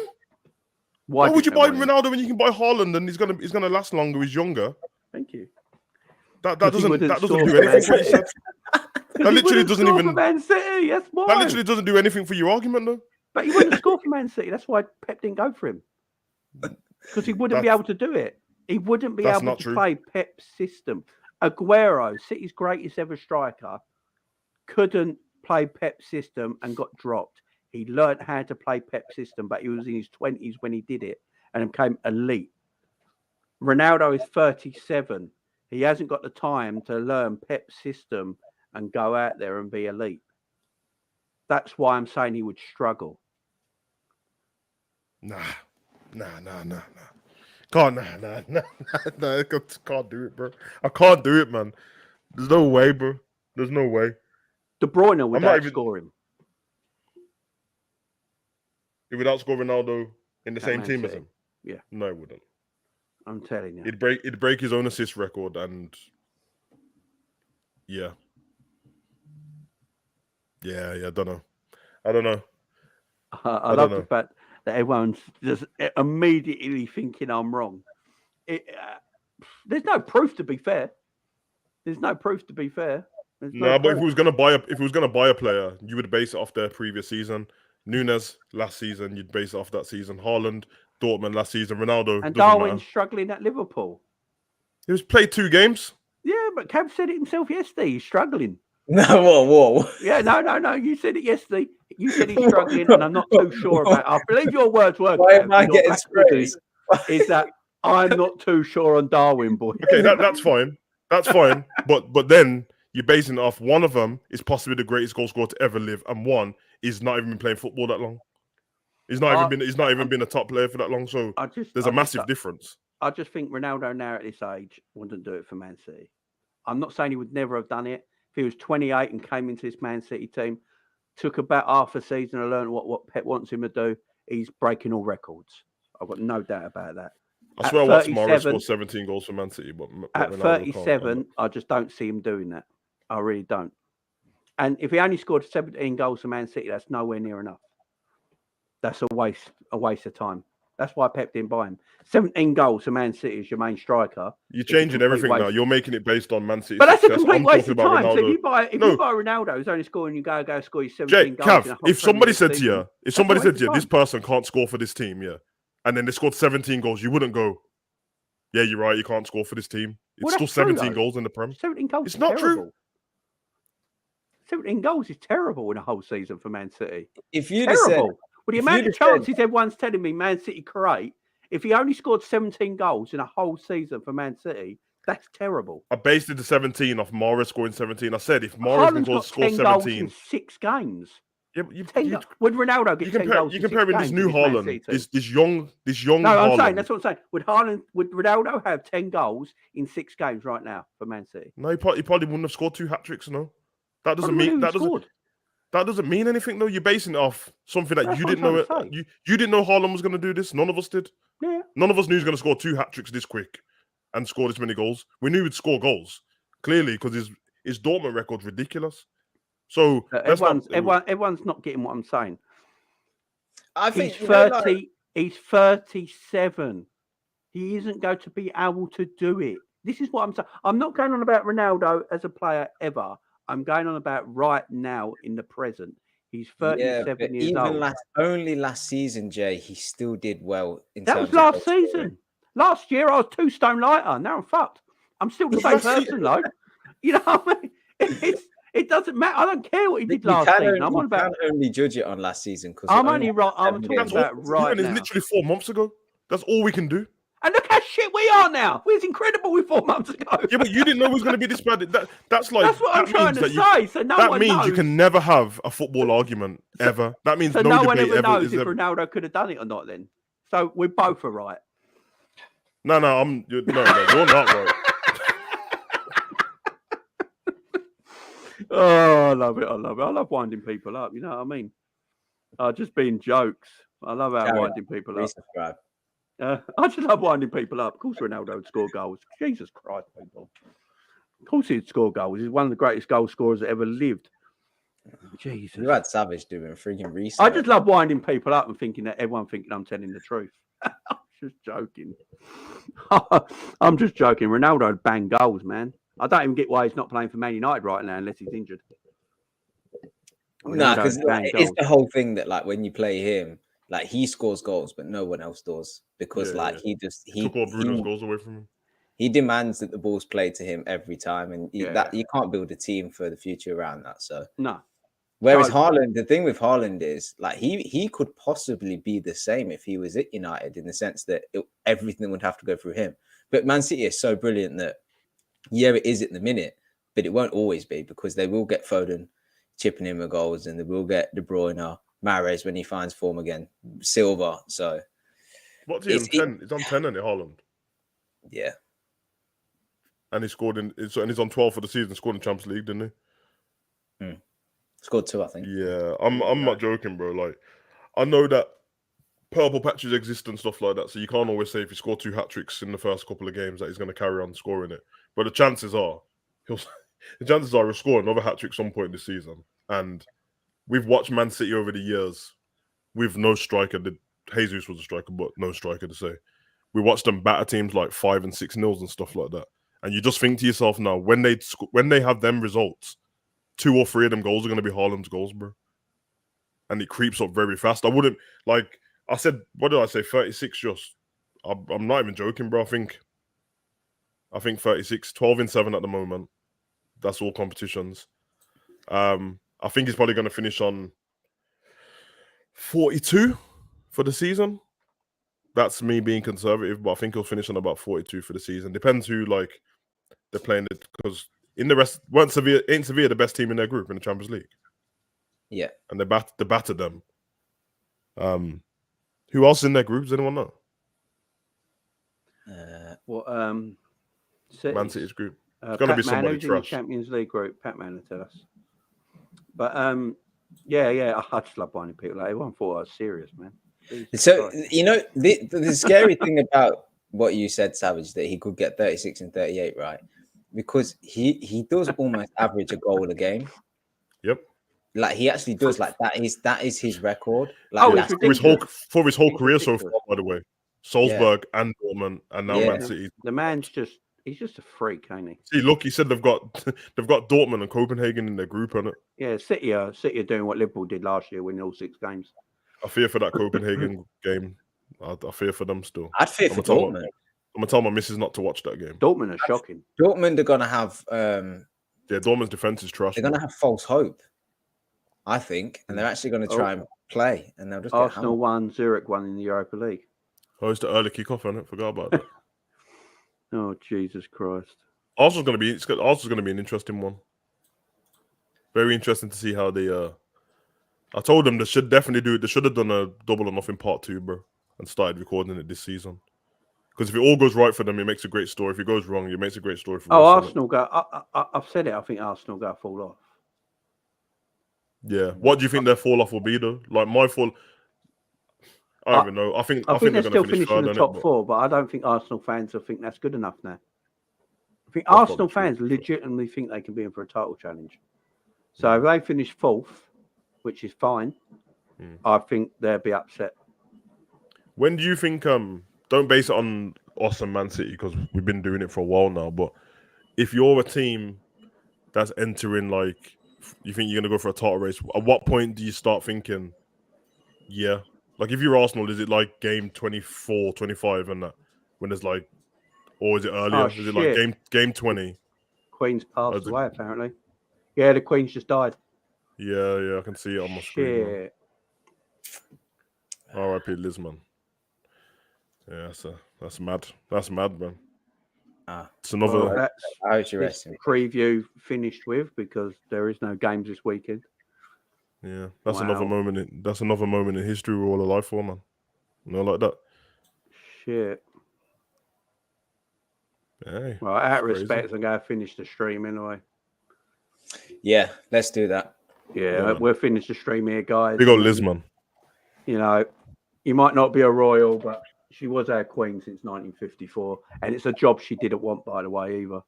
It's only because her uncle decided to get married and he didn't take the job. So it's the job she never wanted, and she's done it since 1954. Unfortunately, she's passed away. So, guys, we're going to end it there. Big up to everyone who came in and that. It was a match preview, but I very much will doubt the match will happen now this weekend. It'll be definitely off. Man. The country goes on shutdown for 10 days. I believe the stock exchange shuts for 3 days. That's crazy, bro. London completely closes. So I don't know how I'm going to get to my daughter for an operation on Monday now. So it's going to be. I don't know. Yeah, I don't know how it works with certain services, like taxis and that. I don't know. Yeah, because she's in Great Ormond Street, and that's the middle of nowhere, man. Southwest London, ain't it? Right, guys. We'll see you all later. Big up to everyone joining. Much appreciated.